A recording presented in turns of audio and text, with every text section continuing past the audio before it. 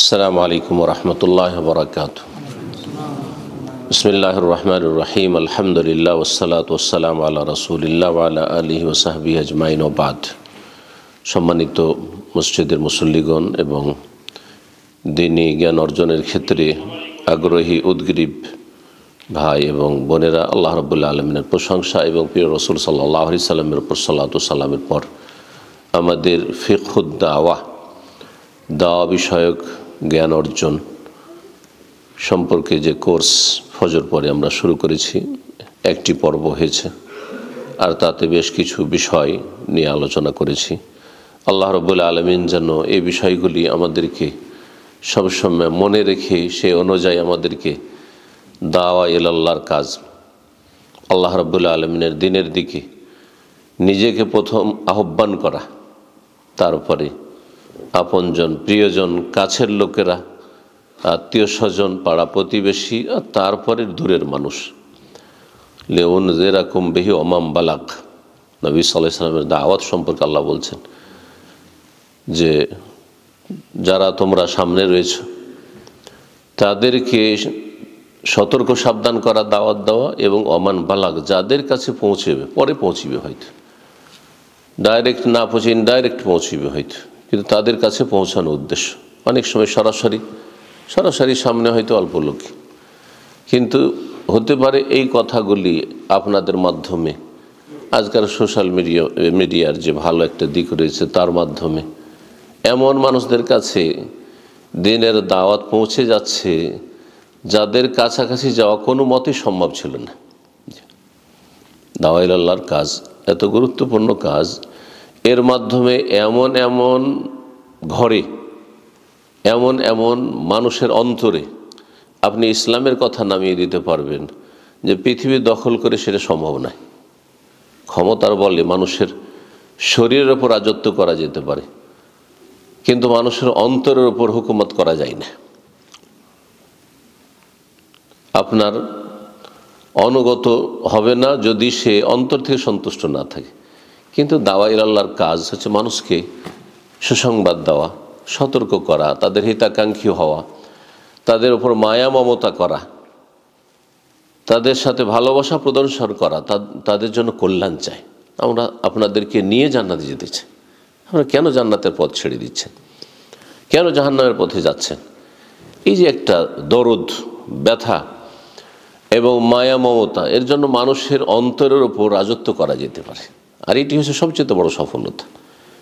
এমন অমুসলিম ঘরে, অমুসলিমের অন্তরে ইসলামের কথা নেমে গেছে হয়তো, এমন আমার বিদাতি সমাজে যেখানে কোনো কোরআন সুন্নাহর দায়ী নেই, আলেম নেই, সেখানে এই আপনার তৌহিদ সুন্নাতের কথা তার অন্তরে নেমে গেছে। বহু নর এবং নারী রয়েছে যাদের সাথে জীবনে হয়তো আমাদের দেখা হবে না, কোরআন সুন্নাহর ওলামাদের দেখা হয়নি, সুযোগ হয়নি, হবেও না হয়তো, কিন্তু তাদের অন্তরে সে কথাগুলি নেমে গেছে। সেটা কিসের বরকতে? দাওয়া ইলাল্লাহর বরকতে। যাই হোক, দাওয়া সম্পর্কে যতই বলা যাক, বলার শেষ নাই। এই কোর্স যদি কয়েকদিন করা যায় তাহলে হয়তো মোটামুটি এর একটা হক আদায় হবে। এতে অনেকগুলি পয়েন্ট ছিল, আমরা সেগুলিকে স্কিপ করে বা শর্ট সংক্ষেপ করে আমরা অল্প সময় যে রয়েছে এই সময়ে আজকে জোহর সালাতের পরে শুরু করেছি, ইনশাআল্লাহ তাআলা আমরা শেষ করার চেষ্টা করব। আল্লাহ রাব্বুল যেন অল্প কথাতে বরকত দান করেন এবং আমাদের সকলকে উপকৃত করেন। এই পথের পথিক হয়ে আল্লাহ সন্তুষ্টি অর্জনের তৌফিক দান করেন। আম্বিয়া রসুলগণের সত্যিকারে ইত্তেবা, অনুসরণের বাস্তব প্রমাণ দেওয়ার তৌফিক দান করেন। এখন যে বিষয়গুলি আলোচনা করব, 5টি পয়েন্ট, গুরুত্বপূর্ণ পয়েন্ট আমাদের বাকি রয়েছে। শুধু মূল বিষয়গুলি বলে দিই, যদিও সবগুলি কথা আলোচনা হয়তো সম্ভব হবে না।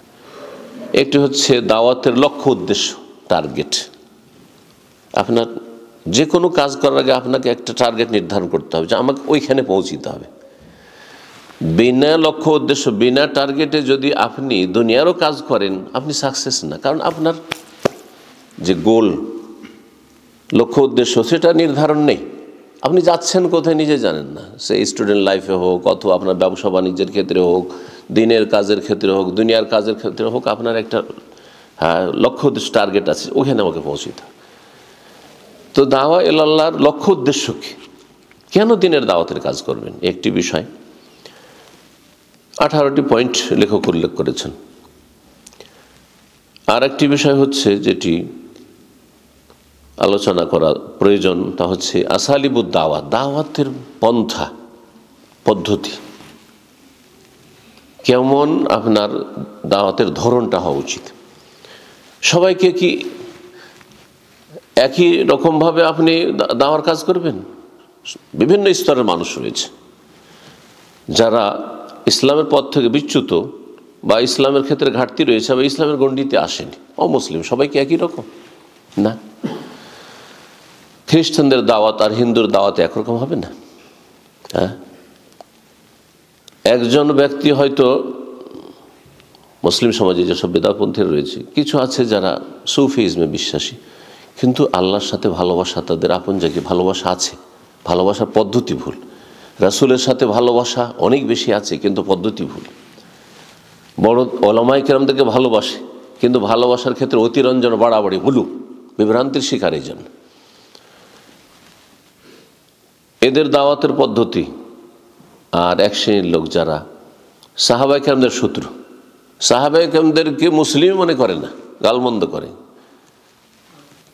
তাদের কোনো শ্রদ্ধা ইহতেরামই নেই সালাফে সালেহিন সাহাবায়ে কেরামদের। তারা তাদের কাছে খেয়ানতকারী, অসৎ, নাউজুবিল্লাহ। তাদের দাওয়াত দেওয়ার পদ্ধতি কি একই রকম হবে? না, হবে না। তাহলে দেখতে হবে ওই রকম ব্যক্তি বিশেষ কোন স্তরের মানুষ, শিক্ষিত না অশিক্ষিত, হ্যাঁ, নেতৃস্থানীয় ব্যক্তি না সাধারণ সাদাসিধা মানুষ, হ্যাঁ হ্যাঁ, বেশি শিক্ষিত মানুষ, যুক্তি লজিক বুঝে, তার প্রত্যেকের ক্ষেত্রে আপনার পদ্ধতি বিভিন্ন রকমের অবলম্বন করতে হবে, যেটা যার জন্য বেশি উপকারী সেটা অবলম্বন করতে হবে। তারপরে যে পয়েন্টটি আসবে সেটা হচ্ছে দাওয়াতের মাধ্যম, কোন কোন মাধ্যমগুলি ইউজ করব। দাওয়া মানে শুধু লেকচার না, এটা একটি,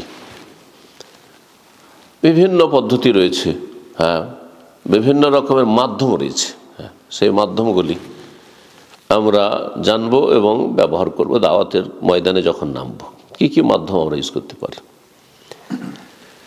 তারপরে যে বিষয়টি আসবে সেটি হচ্ছে দাওয়া ইলাল্লাহর ফজিলত, মহত্ব। কি পাবেন আপনি? আপনি যখন জানবেন যে আমি এই এই বেনিফিটগুলো পাবো, এত বেশি লাভ আছে, তখন না সেই কাজের জন্য আগ্রহী হবেন। যেই কাজে যত বেশি লাভ দেখবে মানুষ, সেই কাজে তত বেশি মানুষ মেহনত পরিশ্রম করবে এবং সর্বাত্মক চেষ্টা করবে। সুতরাং দাওয়া ইলাল্লাহর যে বহুমুখী ফজিলত রয়েছে, যা ইহকালেও পাবেন, পরকালেও পাবেন, সাদকা জারিয়া, দুনিয়া থেকে চলে গেছেন আপনি শত শত বছর, নেকি চলতে আছে। চিন্তা করুন, যারা ইসলামকে আজ পর্যন্ত আমাদের কাছে পৌঁছেছে, কত ভায়া হয়ে পৌঁছেছে, সাহাবাই কেরাম থেকে, রাসূলুল্লাহ সাল্লাল্লাহু আলাইহি ওয়াসাল্লাম থেকে শুরু হয়ে সাহাবাই কেরাম, তাবেঈন, তাবা তাবেঈন, আইম্মা কেরাম, আবু হানিফা, শাফি, মালিক, আহমদ, কোন যুগে চলে গেছেন, 1000-1200 বছর হয়ে গেছে তাদের জমানা, কিন্তু তারা এক ভাগ করে নাকি পেতেই আছেন। ইমাম বুখারী রাহিমাহুল্লাহ, আইম্মা মুহাদ্দিসিন, যার যত খেদমত রয়েছে, এই সাদকা জারিয়া কিন্তু চলতেছে, আও ইলমিন ইউনতাফা হবে, চলতেই আছে। চিন্তা করুন তো, এটা যেমন তেমন কথা। আপনি একজন সাধারণ মানুষ, দাওয়ার কাজে কোনো অবদান না থাকে তো মারা গেছেন, তার সাথে সাথে আপনার আমল অফ হয়ে গেছে, ইনকাতা আনহু আমালু, সেই মুসলিম হাদিস, আমল বন্ধ হয়ে গেছে, আমল নামায় একটিও নেকি অ্যাড হচ্ছে না। কিন্তু যদি এই দাওয়ার ময়দানে আপনি অবদান রেখে যান, কিছু একটা অংশ নিতে পারেন, তাহলে আপনার এই রাস্তা খোলা আছে। আও ইলমিন ইউনতাফা হবে, আপনার জ্ঞান থেকে, সেটা আলোচনার মাধ্যমে হোক, লিখনির মাধ্যমে হোক, আর মানুষের কাছে ব্যক্তি পর্যায়ে পৌঁছানোর মাধ্যমে হোক, আর ইজতেমাই সমষ্টিগতভাবে পৌঁছে থাকেন, আর সেটা সোশ্যাল মিডিয়ায় থাক আর নাই থাক, কিছু মানুষকে আপনি তৈরি করে দেখেন, সেই মানুষগুলো আবার অনেক মানুষ তৈরি করছে। আপনি 10 জন তৈরি করেছেন, এই 10 জনের এক একজন আবার 10 জন, 20 জন, 50 জন করে তৈরি করছে, কেউ কম কেউ বেশি। যাদেরকে তারা তৈরি করছে তারা আবার কত লোককে তৈরি করেছে, এই সিলসিলা চালু আছেই। তাহলে এই নেকির সিলসিলা বন্ধ হওয়ার নয় কিয়ামত পর্যন্ত। জি, দাওয়াতের ফজিলত জানার একটি বিষয়। সর্বশেষ বিষয়টি সেটা হচ্ছে, আপনি যে দায়ী ইলাল্লাহ, দ্বীনের দিকে আপনি আহ্বান করে মানুষকে, আপনার কিছু বৈশিষ্ট্য, আপনার গুণ থাকতে হবে ভালো। আপনার মধ্যে যদি আতরের মতো সেন্ট না থাকে, তাহলে কি আকৃষ্ট হবে? কোনো জায়গায় যদি ময়লা আবর্জনা থাকে, গন্ধ পায়, তো মানুষ সেখান থেকে পালাবে। কিন্তু সেখানে আতরের সেন্ট পাইতে সবাই কাছিয়ে বসবে ওখানে। তা আপনি দায়ী আল্লাহ, আপনার মধ্যে বেশ কিছু ভালো গুণ থাকতে হবে, সেন্টের মতো, আতরের মতো, যাতে আপনার কাছাকাছি আসে, আপনার থেকে মানুষ বেশি লাভবান হইতে পারে। এবং আপনার আখলাক, চরিত্র, আপনি কেমন আদর্শের মানুষ হবেন, যাতে করে আপনার কথাগুলিতে বরকত হয়, কথাগুলির তাসির হয়, মানুষের প্রভাব পড়ে। সবার কথা মানুষ কবুল করে না। আপনার দিকে সবাই তাকিয়ে আছে যে আপনি যে কথাগুলি বলছেন, আপনার আখলাক আচরণ কেমন, আপনার চলাফেরা কেমন, আপনার জীবনযাপন কেমন, সেটা কিন্তু খুব বেশি দেখছে। এই জন্য ওলামারা বলেছেন যে দাওয়া একটি হচ্ছে সশব্দে দাওয়াত, মানে আলোচনা করছেন অথবা লিখছেন, লেখার মাধ্যমে অথবা আলোচনার মাধ্যমে। আরেকটি হচ্ছে সাইলেন্ট দাওয়া, নীরব, কোনো আওয়াজ, সাড়া শব্দ নেই, কিন্তু দাওয়া। কমপক্ষে এর জন্য কোনো এলেমও লাগে না, শুধু কি লাগে, ভালো আমল লাগে। আপনার ওপর কোনো রকমের যেন কারো প্রশ্নচিহ্ন না উঠে যে আপনি এরকম কেন, একজন মুসলিম এরকম কেন না, আপনি এমন ভালো মানুষ, অমুসলিমরা দেখছে ভালো মানুষ, জীবনেও কোনো দিন ধোঁকাবাজি আর প্রতারণা আর বেঈমানি, আত্মসাৎ, ওয়াদা খেলাফি আর মিথ্যা কথা বলা আর এসব জালিয়াতি, হ্যাঁ, এসব কিছু নেই। হ্যাঁ, কোনো খারাপ দোষ কোনো দেখতে পাই না।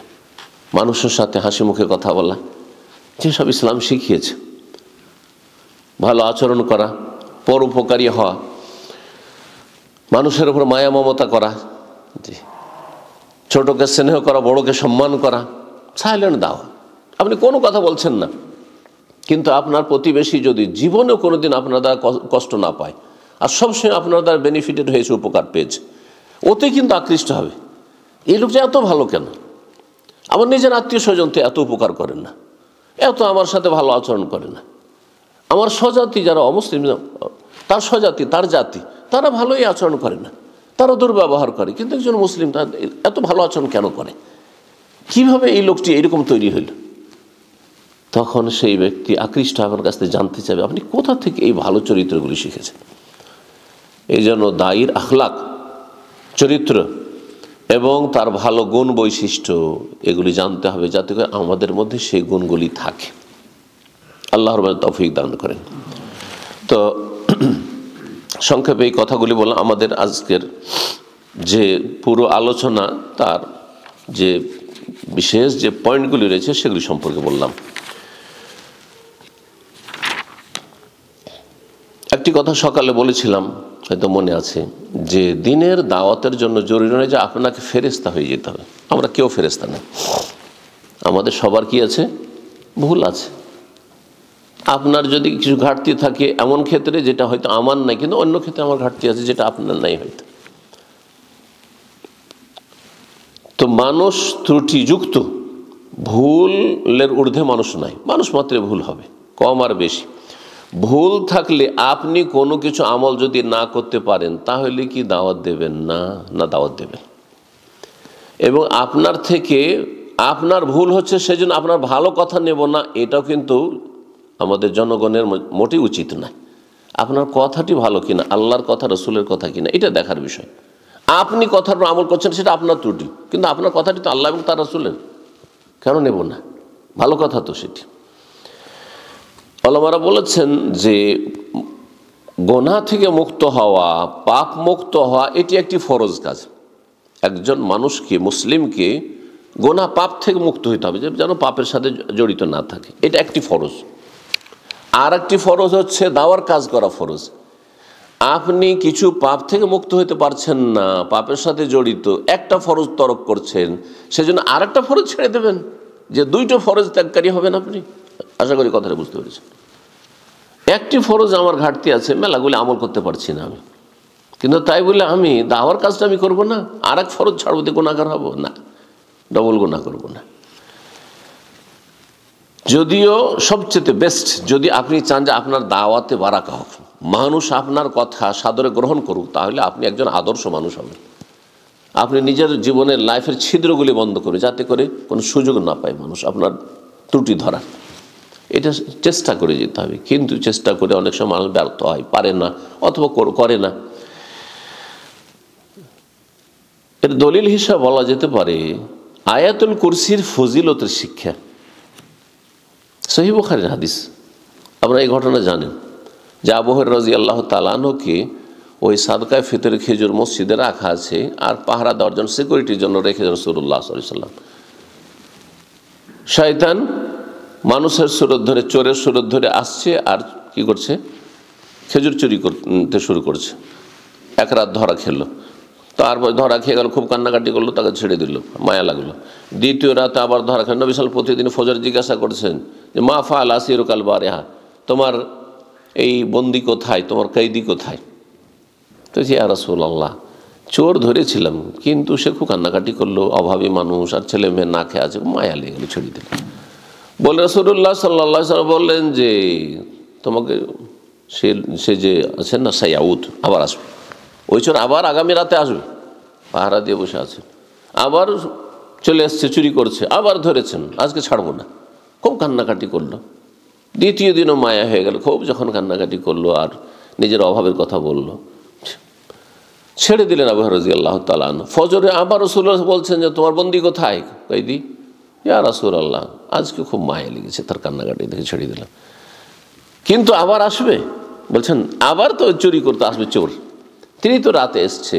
আবু হুরায়রা প্রস্তুত হয়ে আছেন, একে ছাড়াছাড়ি নেই আজকে ছাড়বে। একদিন দুই দিন ছাড়ে মানুষ, এইভাবে চোরকে ডেলি ছাড়ে, আজকে ছাড়বো না। ধরেছেন আর ছাড়বো না, তোকে নিয়ে যাবো নবী সাল্লাল্লাহু আলাইহি ওয়াসাল্লামের কাছে, হাজির করবো, চোর হাত কাটা হবে। তো মানুষের রূপ ধারণ করেছে। তখন সে দেখছে যে উপায় নেই, আজকে কান্নাকাটি করে লাভ নেই। তখন বলছে আবু হুরায়রা, তোমাকে একটা ভালো কিছু শিখিয়ে দিচ্ছি। এই যে শিক্ষার কত গুরুত্ব, একটা ভালো কিছু শিখিয়ে দিচ্ছি, তুমি আমাকে এর বিনিময়ে আজকে কি করো, ছেড়ে দাও। এইটাই আমার মুক্তিপণ হিসাবে কবুল করে এবং আমাকে ছেড়ে দাও। আয়াতুল কুরসির ফজিলত, যদি আয়াতুল কুরসি পড়ে ঘুমিয়ে যাও, এই যে আওয়াই তাইলা ফেরাশে, যখন বিছানায় আসবে, ফাকরা আয়াতুল কুরসি, আয়াতুল কুরসি পাঠ করে নেবে। লাম ইয়াজাল আলাইকা মিনাল্লাহি হাফেজুন, আল্লাহর পক্ষ থেকে একজন হেফাজতকারী, সিকিউরিটি তোমার জন্য পাড়াই থাকবে, বডিগার্ড থাকবে। ওয়ালা ইয়াকরুবুকা শাইতান, শয়তান তোমার কাছেও আসতে, সারা রাত আসতে পারবে না, হাত্তা তুসবিহা, ভোর হওয়া পর্যন্ত। শিক্ষা দিল কে? ইবলিস, শয়তান। ইবলিস শয়তানের মধ্যে কোনো কল্যাণ আছে? অভিশপ্ত। সে শিক্ষা দিচ্ছে। শুধু এতটুকু থাকলে ওটাকে হাদিস হিসেবে আমরা আমল করতাম না, কোনোদিন আমল করতাম না, কারণ শয়তানের শিক্ষা, তাই না? কিন্তু ফজরে যখন নবী সাল্লাল্লাহু আলাইহি ওয়াসাল্লাম জিজ্ঞেস, ইয়া রাসূলুল্লাহ, ওকে তো আজকে ছাড়তাম না, কিন্তু একটা ভালো কিছু শিখিয়ে দিয়েছে। কি শিখিয়েছে? আয়াতুল কুরসির ফজিলত শিখিয়েছে। আয়াতুল কুরসি তাহলে তার আগে নাযিল হয়েছে, কিন্তু এই ফজিলতটি আবু হুরায়রা জানা ছিল না। ইবলিস শয়তান জানে। ইবলিস শয়তান কোনো মূর্খ না, হ্যাঁ, খুব উচ্চ শিক্ষিত। হ্যাঁ, না হইলে কি আর এই জিন শয়তান জাতির নেতৃত্ব দিতে পারে? তো রাসূলুল্লাহ সাল্লাল্লাহু আলাইহি ওয়াসাল্লাম বললেন, সাদাকাকা ওয়া হুয়া কাযুবুন, তোমাকে যে ফজিলত বয়ান করেছে তাতে সে সত্যবাদী, কথা ঠিক বলেছে, ফজিলত ঠিক, কিন্তু সে হচ্ছে মহামিথ্যুক, কাযুব, চরম মিথ্যাবাদী। হাল তারিফু, তুমি জানো সেটা কে, চোরটা কে? বলছে জানি না তো, অচেনা অপরিচিত চোর, বাইরের চোর, চিনি না। বলছে না, যাকা শয়তানুন, হচ্ছে শয়তান। শয়তান, তাহলে শয়তানের কাছ থেকেও এলেম নেওয়া হয়েছে। এলেমটা ভালো, কিন্তু লোকটি হচ্ছে লোক না, সে হচ্ছে ইবলিস, শয়তান।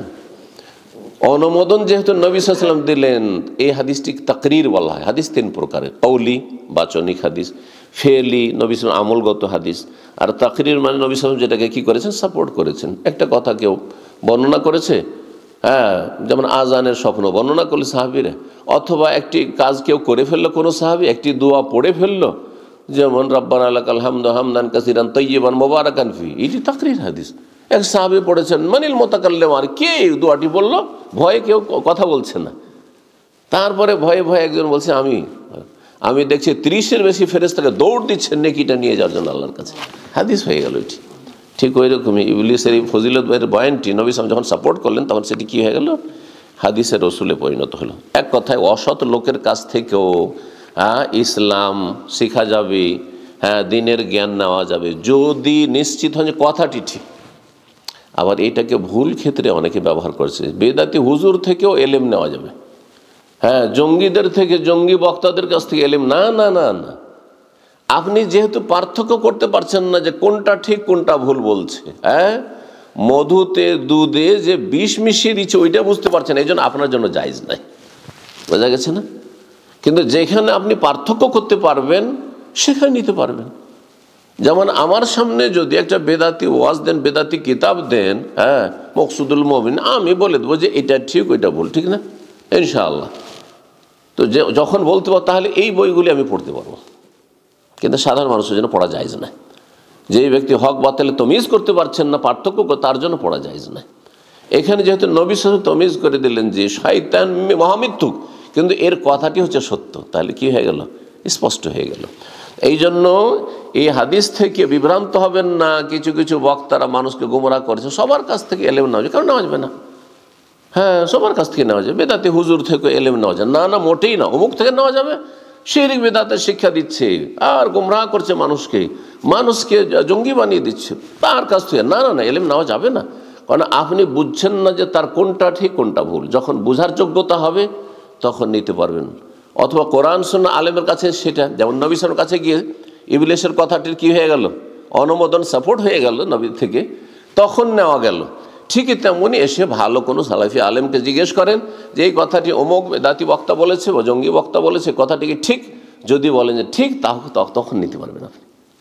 তার আগে আপনি খেয়াল খুশি বেদাতি বই পড়বেন আর আপনি বাইবেল পড়বেন, ওতে ওতে কিছু ভালো কথা, সেটাও তো আসমানি কিতাব ছিল না, মোটেই জায়েজ নয় সাধারণ মানুষের জন্য বাইবেল পড়া, মোটেই বেদ পড়া জায়েজ নয় সাধারণ মানুষের জন্য।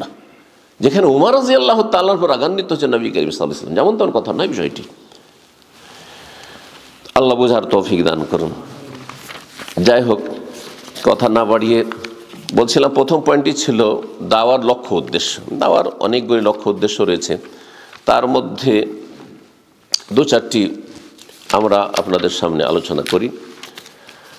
এক নম্বর লক্ষ্য উদ্দেশ্য হচ্ছে যে আমাদেরকে কি জন্য আল্লাহ সৃষ্টি করেছেন। কেউ জিজ্ঞাসা করে, এটা কিন্তু কমন প্রশ্ন একজন মুসলিমের জন্য। আল্লাহ কেন আমাদেরকে সৃষ্টি করেছেন, কি জন্য? তার ইবাদত, ওমা খালাকতুল জিন্না ওয়াল ইনসা ইল্লা লিয়াবুদুন, সূরা যার, ইবাদতের জন্য সৃষ্টি করেছেন। এটা হচ্ছে মূল লক্ষ্য উদ্দেশ্য, মানব জাতির সৃষ্টি করার। তাহলে এর বাস্তবায়ন হবে কিসের মাধ্যমে? এই দাওয়ার মাধ্যমে। আপনি একা ইবাদত করলে তো কাজ হবে না, মানব জাতি সবাইকে সৃষ্টি করা হয়েছে ইবাদতের জন্য। দাওয়ার কাজ করবেন তাহলে সবাই জানবে যে আমাদেরকে কি জন্য সৃষ্টি করা হয়েছে। আজকাল অধিকাংশ মুসলিমই জানে না যে কি জন্য তাকে পয়দা করা হয়েছে। ও ভাবছে আমি পয়দা হয়েছি কিসের জন্য, খাবো দাবো আমোদ ফুর্তি করব আর তারপরে দুনিয়ার মস্তি করবো আর তারপরে চলে যাব। এটা জীবন তো পশুর জীবন হলো। এই জন্য তো আমাকে আপনাকে পয়দা করে, খাওয়ার জন্য, ভোগবিলাসের জন্য আর নারী ভোগের জন্য, এসবের জন্য পয়দা করা হয়নি। আপনাকে পয়দা করা হয়েছে মহৎ উদ্দেশ্যে, লিয়াবুদুন, তার ইবাদতের জন্য, তৌহিদ ভিত্তিক ইবাদতের জন্য। এটা দাওয়ার মাধ্যমে, দাওয়ার লক্ষ্য উদ্দেশ্য হচ্ছে মানুষকে ইবাদতমুখী করা আল্লাহর। দ্বিতীয় উদ্দেশ্য হচ্ছে যে মানুষ, অধিকাংশ মানুষ মানুষের গোলামি করছে, মানুষের গোলামি করছে, মানুষের তৈরি করা আইনের গোলামি করছে। আচ্ছা, যতগুলি এইজ মতবাদ সবগুলি মানুষের গোলামি, মানুষের গোলামি। তারপরে যতগুলি শিরক বিদআত, এগুলো মানুষের গোলামি। শিরক বিদআত কি আল্লাহর? এগুলো মানুষের তৈরি করা, তাই মানুষের গোলামি। মানুষের গোলামি থেকে মুক্ত করে মানুষের রবের গোলামের দিকে নিয়ে যাওয়া। ইখরাজুন নাস মিন ইবাদাতিল ইবাদ ইলা ইবাদাতি রব্বিল ইবাদ, ইলা মিন ইবাদাতিন নাস ইলা ইবাদাতি রব্বিন নাস। কুল আউযু বিরাব্বিন নাস, রব্বুন নাসের যিনি মানব জাতির রব, তার ইবাদত থেকে বের করে নিয়ে যেতে হবে। মানুষের গোলামি থেকে মুক্ত হইতে হবে, আল্লাহর গোলামি কায়েম করতে হবে। আল্লাহ রাব্বুল আলামিনের আদেশ নিষেধ আমাদের জীবনের প্রতিটি ক্ষেত্রে আমাদের কাজ হচ্ছে পালন করা। কি? আল্লাহর বিধান, আল্লাহর বিধান জান। আল্লাহ যদি বলেন যে এই কদমটি উঠাও, এখানে পা রাখো, পা রাখবেন, না হলে রাখবেন না। পাটা আগে বাড়াও, বাড়াও, না হলে থামো, থামো। এটা হচ্ছে আল্লাহর গোলামি করা। আল্লাহর গোলামের শিক্ষা হচ্ছে মুখ্য উদ্দেশ্য দাওয়া ইলাল্লাহর। দাওয়া ইলাল্লাহর 3 নম্বর লক্ষ্য উদ্দেশ্য হচ্ছে আল্লাহর সৃষ্টির ওপর আল্লাহর হুজ্জত কায়েম করা, যাতে করে হাসরের মাঠে না বলতে পারি আল্লাহ আমাদের পাশে তো মুসলিমরা ছিল, কোনোদিন তো আমাদেরকে বলেনি যে ইসলাম হচ্ছে আল্লাহর দিন, হ্যাঁ, তারপরে সর্বশেষ দিন, ইসলাম ছাড়া অন্য কোনো দিন আল্লাহ কবুল করবেন। ওমাই ইয়াবতাগি গায়রাল ইসলাম ফালা ইউকবাল মিনহু। আল্লাহ আমরা জানতাম না যে মাজারে যাওয়া শিরক, হ্যাঁ, মাজারে সেজদা করা শিরক, খাসি মুরগি জবাই করা শিরক, আর চাদর চড়ানো শিরক।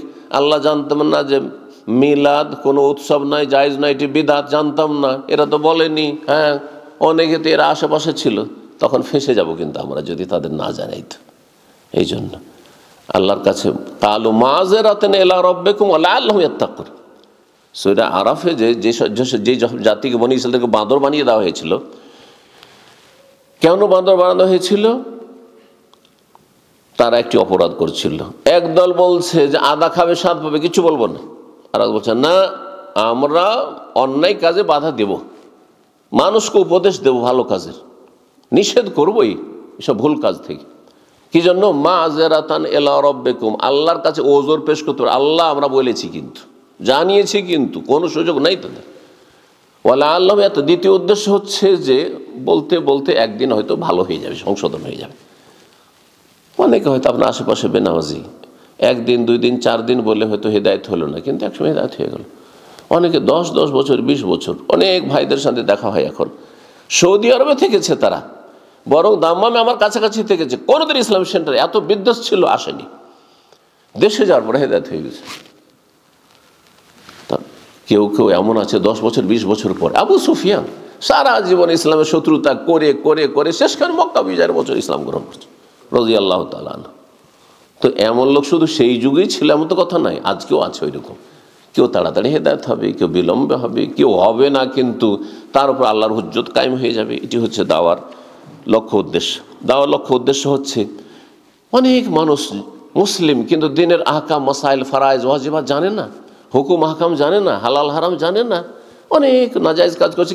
কি জন্য জানে না যেটি নাজায়েজ কাজ? তাহলে তাদেরকে দিনের জ্ঞান দেবেন, যাতে করে তারা ঠিকভাবে এলম হাসিল করে এলম শিখার ফরজ আদায় করতে পারে আর যথাযথ ভালো আমল করতে পারে। দাওয়া ইলাল্লাহর উদ্দেশ্য হচ্ছে মানব জাতিকে ধ্বংস থেকে বাঁচানো। কারণ যদি দাওয়ার কাজ না হয়, সবাই নির্ভয়, ধীরে ধীরে ভালোদের সংখ্যা কমে আসবে। ভালোরা ভালো ছিল, মারা গেলে তো সব খারাপ, বাকি তার, যেমন যারা ছেলে মেয়ে নিচ্ছে না, আমরা তো দেখছেন যে যারা ছেলে মেয়ে নিচ্ছে না সেই দেশে জনসংখ্যা কমে আসছে। কিন্তু হয়তো 50 বছর এইরকম যদি অবস্থা তাদের থেকে যায় যে শুধু ব্যাস একসাথে থাকো, আর ছেলে মেয়ে নেবো না, এইসব ঝামেলা নেবো না, 50 বছর পরে দেখা যাবে যে দেশে কোনো লোক খুঁজে পাওয়া যাচ্ছে না, বুড়োগুলো শুধু ছিল, সব মরে শেষ হয়ে গেছে। ধ্বংস হবে না? হবে না। তারপর আল্লাহর আসমানি গজব, জমিনি গজব, আসমানি যেসব গজব আছে ওগুলো তো আছেই মানুষের পাপের কারণে। তাহলে আল্লাহর গজব থেকে আল্লাহর জমিনকে এবং আল্লাহর জমিনের যত সৃষ্টি সেগুলিকে রক্ষা করতে হলে কি করতে হবে? দাওয়ার কাজ করে যেতে হবে। দাওয়ার কাজের লক্ষ্য উদ্দেশ্য হচ্ছে মুসলিমদের সংখ্যা বাড়ানো। হ্যাঁ, ভালো মানুষের সংখ্যা বাড়াইতে হবে। পাপীরা, খারাপরা তাদের সংখ্যা বাড়াচ্ছে, যারা দুনিয়ার বিভিন্ন দল পার্টি করছে তারা নিজের সংখ্যা বাড়াচ্ছে, নিজে মেজরিটি হওয়ার চেষ্টা করছে, তাই না? তো আমরা চেষ্টা করবো না আমরা হকপন্থী আহলে হক? আমাদেরকে আগে চেষ্টা করতে হবে। সৎ লোকের সংখ্যা বাড়াইতে হবে, মুসলিমদের সংখ্যা বাড়াইতে হবে, নবীর উম্মত বাড়াইতে হবে। যত বেশি দাওয়ার কাজ তত বেশি নবীর উম্মত বাড়বে, তত আল্লাহর বান্দা বাড়বে, তত ভালো মানুষ বাড়বে আল্লাহর জমিনে। যত ভালো মানুষ হবে তত আরামে থাকতে পারবেন আপনি, অনিষ্ট হতে রক্ষা পাবেন। কারণ খারাপরাই আমাদের পানি জাহাজকে ছিদ্র করছে, খারাপ লোকেরা। নবী সাল্লাল্লাহু আলাইহি ওয়াসাল্লাম এটা তুলনা করেছেন না মানব সমাজকে একটা কিসের সাথে? পানি জাহাজের সাথে। পানি জাহাজে কিছু লোক ফুটো করছে, আর আমরা দোতলায় বসে আছি, মানে আমরা পরেশগার লোকেরা, মুসল্লি, দিনদার, ধার্মিক, আমরা দোতলায় বসে ভাবছি যে আমাদের কাছে পানি আসবে না, আসবে না, নিচে তলা ডুবে যাবো, আমরাও ডুবে শেষ হয়ে যাবো, হালাকু জামিয়া। তো এই জন্য আমাদেরকে দাওয়ার কাজ করে যেতে হবে। জি, ভালো মানুষের সংখ্যা বাড়াইতে হবে। দাওয়ার উদ্দেশ্য হচ্ছে অমুসলিমদের কাছে বা যারা বেদিন হয়ে রয়েছে তাদের কাছে ইসলামের অনেক সৌন্দর্য রয়েছে, এই সৌন্দর্যগুলি তুলে ধরা। আমি একজন অমুসলিমের কাছে এই তাহারাতের পবিত্রতার বিষয়টি তুলে ধরেন যে ইসলাম কিভাবে শরীরে যেই অঙ্গগুলি সবচেয়ে বেশি কাজ করে, সবচেয়ে বেশি কাজ করে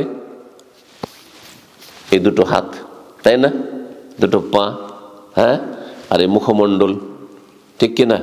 উজুতে গেলে ধৌত করছেন না করছেন না? ধৌত করছেন, 5 বার করে ধৌত করছেন। তাহলে আমি দিনের দিকটা বাদ দিলাম যে উজু একটি এবাদত এবং এই এবাদত ঠিক না হলে আপনার সলাতের এবাদত হবে না, সেটা তো আমরা মুসলিমরা জানবো। একজন অমুসলিমকে দেখুন, যেই শরীরের অঙ্গগুলি দিয়ে আপনি কি হতে পারেন, এফেক্টেড হইতে পারেন, আপনি অসুস্থ হতে পারেন, আপনাকে রোগের জীবাণুগুলি আক্রমণ করতে পারেন, হ্যাঁ, সেই যে অঙ্গগুলিকে 5 বার করে ধৌত করা হচ্ছে। এই জন্য একজন ধার্মিক মুসলিম সবসময় পরিষ্কার পরিচ্ছন্ন। এই সৌন্দর্যগুলি তুলে ধরা। তারপরে সিয়াম, রোজা, তার যে স্বাস্থ্যগত উপকারিতা রয়েছে, পার্থিব উপকারিতা রয়েছে, সেগুলি অমুসলিমের কাছে ইসলামের সৌন্দর্য, সেগুলি তুলে ধরা। ইসলামের ক্যারেক্টার্স, আখলাক, চরিত্র, এগুলি তুলে ধরা। ইসলামে একটা পরনারী দেখলে পুরুষ তুমি নিচে মাথা নামিয়ে নাও, চোখ নিচে নামিয়ে নাও। মহিলাকে বলা হচ্ছে সামনে পুরুষরা আসছে, এই কথাগুলি যদি আপনার মেয়েদের দিকে তাকাবো না, আপনার স্ত্রীর তাকাবো না, যখন দেখবে যে আমার স্বজাতি, হ্যাঁ, যাদেরকে আপনজন মনে করছি, তারা আমাদের নারীদের সাথে দুর্ব্যবহার করছে, হ্যাঁ, কুদৃষ্টি ফেলছে, কিন্তু একজন মুসলিম যখনই আমাদের মেয়েদেরকে দেখছে, আমাদের মা বোনকে দেখছে, তখনই দৃষ্টি নত করছে। ইসলামের সৌন্দর্য। প্রত্যেকটি ইবাদত বন্দেগী, প্রত্যেকটি ইসলামের হুকুম হাকামে ইসলামের কি রয়েছে, সৌন্দর্য ফুটে উঠেছে। এটা হচ্ছে লক্ষ্য উদ্দেশ্য দাওয়া এলাল্লাহ। দাওয়া এলাল্লাহর লক্ষ্য উদ্দেশ্য হচ্ছে আত্মার পরিশুদ্ধি। কারণ আত্মা কুলুষিত হয়, যত মানুষ পাপ করে তত বেশি আত্মা খারাপ হয়ে যায়। শরীরের রোগ আছে, আপনি যখন রোগের কারণগুলিতে বেঁচে না থাকবেন তখন রোগে আক্রান্ত হবেন না। শরীর রোগী হয় আর আত্মা রোগী হয় না? অবশ্যই রোগী হয়। শরীরের খাবার লাগে আর আত্মার খাবার লাগে না, আহার লাগে না? অবশ্যই লাগে। তাহলে আত্মার খাবার আহার জানতে হবে, আত্মার রোগ সম্পর্কে সতর্ক সাবধান হইতে হবে। কারণ আত্মা যদি রোগ হয়ে যায়, কাদ আফলাহা মান যাক্কাহা ওয়া কাদ খাবা মান দাসসাহা, যে ব্যক্তি আত্মার পরিশুদ্ধি করলো, রূহকে পাক পবিত্র রাখলো, সেই ব্যক্তি হচ্ছে সফল, সাকসেস। ওয়াকাদ খাবার, সেই ব্যক্তি ক্ষতিগ্রস্ত, ব্যর্থ, তার লাইফটা নষ্ট, বেকার জীবন, অসার জীবন, অশান্তির জীবন, দুনিয়া আখেরাত অশান্তি আর অশান্তি। মান দাসসাহা, যেই ব্যক্তি আত্মাকে পাপে ডুবিয়ে দিল, কুলুষিত করল। এই সমস্ত উদ্দেশ্য। তারপরে আমাদের একজনের অপরজনের ওপর কিছু রাইটস রয়েছে, হক রয়েছে, প্রত্যেকের কিন্তু হক রয়েছে। আপনার স্ত্রীর ওপর যেমন আপনার কিছু দাবি রয়েছে, রাইটস রয়েছে, আপনার উপর আপনার স্ত্রী রয়েছে। ছেলে মেয়েদের আপনার কিছু অধিকার রয়েছে, তো ছেলে মেয়েদের অধিকার আপনার ওপর রয়েছে। এইভাবে পাড়া প্রতিবেশীর হক রয়েছে, এমনকি অমুসলিমদেরও কিছু হক রয়েছে, হ্যাঁ, অমুসলিমদেরও হক রয়েছে। এগুলো জানবো কিসের মাধ্যমে? এ দাওয়া ইলাল্লাহর মাধ্যমে। যখন দিনের দাওয়াতের কাজ হবে, ইসলাম সম্পর্কে নলেজ হাসিল হবে, তখন আমরা জানবো যে আমাদের পাশে অমুসলিম, যদি এরা আল্লাহর শত্রু, আল্লাহর দিনের শত্রু, রাসূলের শত্রু হোক না কেন, আমাদের শত্রু হোক না কেন, তারপরও তাদের কিছু হক রয়েছে। যে হকগুলি জানবো এই দাওয়া ইলাল্লাহর মাধ্যমে। এছাড়াও বহুমুখী ফায়দা রয়েছে। সময়ের স্বল্পতার জন্য বিষয়টিকে সংক্ষেপ করছি। দাওয়ার পদ্ধতি, আপনার বিভিন্ন পদ্ধতিগুলি রয়েছে, আর সবগুলি পদ্ধতি সব ক্ষেত্রে প্রযোজ্য না। কোন পদ্ধতিটি, কোন পন্থাটি অবলম্বন করা, কোন তরিকাটি অবলম্বন করা কার ক্ষেত্রে, কোন শ্রেণীর মানুষের ক্ষেত্রে, কোন জাতির ক্ষেত্রে প্রযোজ্য হবে, এটা আপনাকে বুঝতে হবে। দাওয়া ইলাল্লাহর কাজ করার ক্ষেত্রে আপনাকে প্রথম দেখতে হবে, রোগ চিহ্নিত করতে হবে। আপনার ছেলে সাবালক হয়েছে, তারপর ছেলেটি খারাপ হয়ে যাচ্ছে, কেন খারাপ হয়ে যাচ্ছে? রোগ নির্ণয় করতে হবে। একজন রোগী যখন ডাক্তার কাছে আসে, তখন রোগ নির্ণয় আছে, সমস্যাটা কী, শরীরে কোন রোগ আছে নির্ণয় করে। তাহলে আপনাকে রোগ নির্ণয় করতে হবে, রোগটা কি, রোগের কারণটা কি, উদ্ঘাটন করতে হবে। আর তারপরে তখন তার জন্য চিকিৎসা, রোগ নির্ণয়ের পরে যখন রোগটা বুঝে নিয়েছেন, রোগ না বুঝে এলোপাথাড়ি যদি ওষুধ দেন, কাজ হবে না কিন্তু। হ্যাঁ, কিছুটা ভালো হইলেও দেখা যাবে যে বড় বড় রোগ তৈরি করে দেবে। কিন্তু রোগকে যখন চিহ্নিত করবেন আপনি, তারপরে যখন আপনি ওষুধ দেবেন, দেখবেন যারা স্পেশালিস্ট তারা অল্প ওষুধ দেয়, আর যারা এমনি জিপি তারা অনেকগুলি ওষুধ দেয়। কারণ 2-4-5টা দিয়ে দিই, একটাতে তো গুলি, কয়েকটা ঢেল ছুড়লে তো একটা ফল পড়বে, এইরকম ব্যাপার না। তো দাওয়া আল্লাহর জন্য একটি উসলুব, সেটা হচ্ছে যে আপনাকে রোগ নির্ণয় করে, তার অল্প মেহনতে আপনি ছেলেটাকে বা এই লোকটিকে ভালো মানুষ বানিয়ে দিতে পারবেন। একজন বেদাতে লিপ্ত আছে, কিসের জন্য বেদাত করছে সে, সমস্যাটা কি তার মধ্যে? কোনো বেদাতি মোল্লা থেকে প্রভাবিত, নাকি তার মধ্যে গোঁড়ামি রয়েছে, কট্টরপন্থী, এই বিভিন্ন বিষয়গুলি জানার পরে তখন তার জন্য চিকিৎসা নির্ণয় করা। তারপর অনেকের সংশয় রয়েছে, বিভিন্ন সংশয়। বেদাত যারা করে তারা কিছু সংশয় রয়েছে যেগুলোকে তারা দলিল মনে করে। তারা বলে যে নবীর ভালোবাসা, নবীকে ভালোবাসেন না আপনি? হ্যাঁ ভালোবাসি, বলবো না? ভালোবাসেন তো গোটা বছর আপনি গাফেল থাকলেন, নবীকে স্মরণ করলেন, একটা দিনও স্মরণ করবেন না আপনি? আরে একটা 12 রবিউল আউয়াল বলে তো স্মরণ করেন। মনে করছি যে এটা হলো নবীর মহব্বতের বহিঃপ্রকাশ, নবীকে ভালোবাসি, সুতরাং একটা দিন কমপক্ষে স্মরণ করব। গোটা বছর নবীর জীবনী চর্চা করলাম না, কমপক্ষে রবিউল আউয়াল মাসটাতে তো সিরাতুন নবীর অনুষ্ঠান করি। এবার সিরাতুন নবীর বেদাত শুরু হয়েছে। এগুলো হচ্ছে সংশয়। তাহলে সংশয় নির্ণয় করতে হবে যে কিসের জন্য সে বেদাতে জড়িত, অথবা সে পাপের সাথে জড়িত ইত্যাদি। কেন এ খারাপ হয়ে গেল, কেন সে চোর হয়ে গেল, কেন এ ডাকাত হয়ে গেল, তাহলে আপনাকে তার অবস্থাটা জানতে হবে। একটি পদ্ধতি হচ্ছে মানুষকে ইসলামের দিকে আকৃষ্ট করা, অর্থাৎ দাওয়ার, সেটা হচ্ছে তারগীব, উৎসাহিত করা। কারণ সাধারণ মানুষ যারা অল্প শিক্ষিত মানুষ, অল্প কথাতে কিন্তু আপনি একটু ওয়াজ করেন, আল্লাহর ভয় দেখান, তারপর কবরের জীবনের কথা আলোচনা করেন, পরকাল কথা বলেন, ওতেই কিন্তু অন্তরটা নরম হয়ে গেছে। আর সে চলেন মসজিদে যাব, তওবা করছে, তওবা করে নিলেন, উৎসাহিত করা। তারপরে আরেকটু তারহিব, কিছু আযাব শাস্তির কথা বললেন। যেমন নিয়ামতের কথা বলবেন, জান্নাতের নিয়ামত, কবরের জীবনে সুখ শান্তির কথা, তেমনই শাস্তির কথা বললেন। দুনিয়াতে আল্লাহর পকড়াওয়ার কথা বললেন। যেমন হারাম খেলে আপনার ছেলে মেয়ে ভালো থাকবে না, খারাপ হয়ে যাবে, আপনার পারিবারিক অশান্তি হবে। সুদের টাকা পয়সা কোনো ইয়ামহাকুল্লাহ রিবা, আল্লাহ নিশ্চিহ্ন করে দেন, এতে কোনো বরকত থাকে না। অনেক টাকা আসলো, সুদি টাকা, কিন্তু এই টাকার ফল রেজাল্ট কিছু নেই, কোনখান দিয়ে আসলো আর কোনখান দিয়ে গেল হদিসই পাচ্ছেন না। এই কথাগুলোর উদ্দেশ্য কি? উদ্দেশ্য হচ্ছে তার এই ভয় দেখানো যে সুদ খেয়ে টাকা পয়সা, কোটি কোটি টাকার মালিকে কোনো লাভ নেই। দেশের সম্পদ লুটপাট করলেন, শেষখানে আল্লাহর পাকড়াও আযাব এমন আসলো যে সুবহানাল্লাহ, একটা গরিব মানুষও বলছে আলহামদুলিল্লাহ আমরা ভালো আছি, ঠিক কিনা? এই কথাগুলো যদি আগেই যদি মানুষ চিন্তা করে, তাহলে এই রাস্তায় নামবে না, দুর্নীতির রাস্তায় নামবে না, বেঈমানি আত্মসাতের রাস্তায় নামবে না, এই পাপের রাস্তায় যাবেই না। জি, কিছু কিছু মানুষ আছে যাদের ক্ষেত্রে শুধু উৎসাহিত করা, জান্নাত জাহান্নাম ইত্যাদি এইসব কথা বলে হবে না, ফজিলত বয়ান করে হবে না, তাদের জন্য কিছু লজিক লাগবে, যুক্তি দিয়ে বুঝাইতে হবে, যে যেমন স্তরের মানুষ। এটা একটা পন্থা। দাওয়াতের ক্ষেত্রে একটি পন্থা হচ্ছে যে একসাথে সবগুলি না দেওয়া। সেই ক্ষেত্রে আল আহাম ফাল মুহিম, কোনটা ভেরি ইম্পর্টেন্ট, অত্যন্ত গুরুত্বপূর্ণ, আর কোনটা গুরুত্বপূর্ণ, কোনটা এত গুরুত্বপূর্ণ নয়। কোন কাজটি যদি না করে তো মুসলিমই থাকবে না। ইসলামে আসার জন্য বা থাকার জন্য যতটুকু জরুরি, তারপরে ফরজ ওয়াজিব, তারপরে সুন্নত মুস্তাহাব, তারপরে নফল কাজ।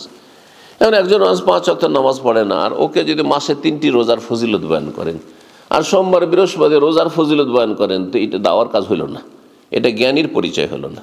বুঝতে পারছেন না? জি, একজন লোকের নামাজই ঠিক নেই, আর ওর দাড়ির মাসলা, দাড়ির ফতুয়া নিয়ে আলোচনা শুরু করে, তার সাথে না, মোটেই না, এই বিষয়ে আলোচনা করবেন না।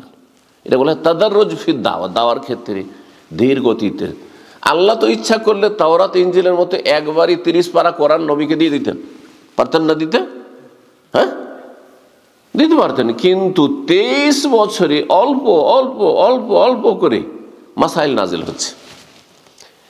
চিন্তা করুন, 23 বছর মধ্যে 13 বছর মক্কায় হেজাবের হুকুম নাজিল হয়, পর্দার হুকুম নাজিল হয়নি। মদিনা আসার পরে 5 বছর পর্যন্ত হেজাব পর্দা নাজিল, 6 হিজরিতে। 6 হিজরিতে হেজাব যে চেহারা ঢাকা, এই তার আগে মহিলারা, মুসলিম মহিলারা, নবী সাল্লাল্লাহু আলাইহি বিবিগণ মাথা ঢেকে শালীনতার সাথে যেমন মহিলারা চলাফেরা করে, অমুসলিম সমাজে, হিন্দু সমাজে দেখেছে মাথা ঢাকে, কিন্তু শুধু চেহারাটা ঢাকে না, তারপরে তো তারা ঘুমটা টেনে থাকে, অনেক হিন্দুদের আগে দেখেছি আমরা। তো মক্কার মানুষরা যেমন অমুসলিমরা ছিল, শালীনতার সাথে যেমন চলাফেরা করে ওই রকমই সবাই চলাফেরা করতো, কিন্তু চেহারা ঢাকতো না।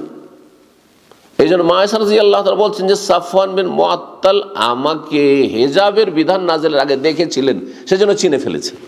তাহলে বোঝা গেল তখনকার যুগে চেহারা খুলে চলাফেরা হইতো। হেজাবের বিধান নাযিল হচ্ছে একেবারে শেষ দিকে 6 হিজরিতে, হজ একেবারে 9 হিজরির শেষে অথবা 10 হিজরিতে, রোজা জাকাত 2 হিজরিতে, এইভাবে ধীরে ধীরে।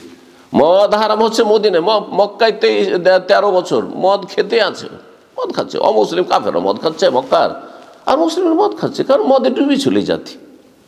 মদিনায় এসেও মদ খাচ্ছে। হ্যাঁ, তারপরে মদ একবারে হারাম করছেন না, 3 স্টেপে গিয়ে 3 জায়গায় আয়াত রয়েছে। সে মদের 3টি আয়াত যদি আপনি সামনে রাখেন তো এতে বুঝতে পারবেন যে দাওয়ার কাজ একসাথে লাগাম টেনে ধরলে হবে না।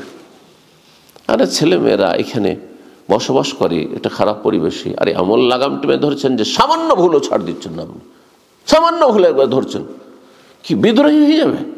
বাপ মা থেকে সে স্বাধীন হয়ে মুক্তি লাভের চেষ্টা করবে, ছুড়ে ফেলে দেবে বাপ মাকে। না না না, মুসলিম করে রক্ষা করার চেষ্টা করেন, সব ঠিক করে নেব। আমারই তো সব ঠিক নেই, আপনারই তো সব ঠিক নেই।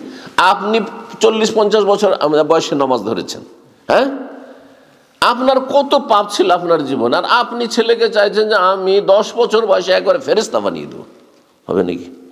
তাহলে বোঝা যাচ্ছে যে তারা ধীরে ধীরে ধীরে ধীরে কোনটা বেশি গুরুত্বপূর্ণ, যেটা না হলে চলবেই না, কোনটা গুরুত্বপূর্ণ সেটা তারপরে কোনগুলি হচ্ছে যেগুলি মুস্তাহাব, সুন্নাত, তো এইভাবে করতে হবে।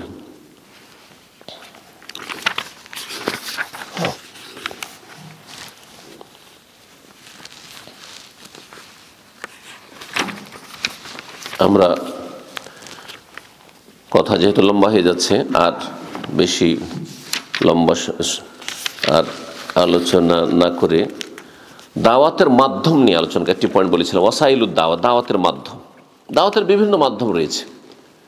দাওয়াতের মাধ্যমগুলি তৌকিফি না ইজতিহাদি, একটি মাসলা। তৌকিফি মানে নবী সাল্লাল্লাহু আলাইহি ওয়াসাল্লাম কোরআন এবং হাদিস থেকে যা প্রমাণিত, সাহাবায়ে কেরাম থেকে, তাতেই সীমিত রাখবেন দাওয়াতের মাধ্যমগুলিকে, নাকি এই ক্ষেত্রে কোরআন এবং হাদিসের আলোকে যদি তাতে কোনো বাধা নিষেধ না থাকে তাহলে সেই ক্ষেত্রে ইজতিহাদ করে সেগুলিকে তাতে ইনক্লুড করতে পারবেন, শামিল করতে পারবেন। যেমন আজকাল সোশ্যাল মিডিয়াকে ব্যবহার করা দাওয়ার কাজে মাধ্যম। একটু আগে বললাম যে সরাসরি যদি আমরা দাওয়ার কাজ করি, রেকর্ডিং না করি, অডিও ভিডিও কিছুই হইল না, আর সোশ্যাল মিডিয়া আপনি ছাড়লেন না, না ইউটিউবে না ফেসবুক কিছুতেই দিলেন না, তাহলে মাত্র কয়েকজন আমাদের ভালো কথাগুলি সীমিত থেকে গেল, ঠিক না? নবী সাল্লাল্লাহু আলাইহি ওয়াসাল্লাম আমলে রেকর্ডিং হয়নি, নবী সাল্লাল্লাহু আলাইহি ওয়াসাল্লাম আমলে এইসব ফেসবুক ছিল না, ইউটিউব ছিল না, সোশ্যাল মিডিয়া ছিল, সুতরাং ওগুলো আমরা ইউজ করব না। মাইক ছিল না, সুতরাং মাইক ইউজ করব না।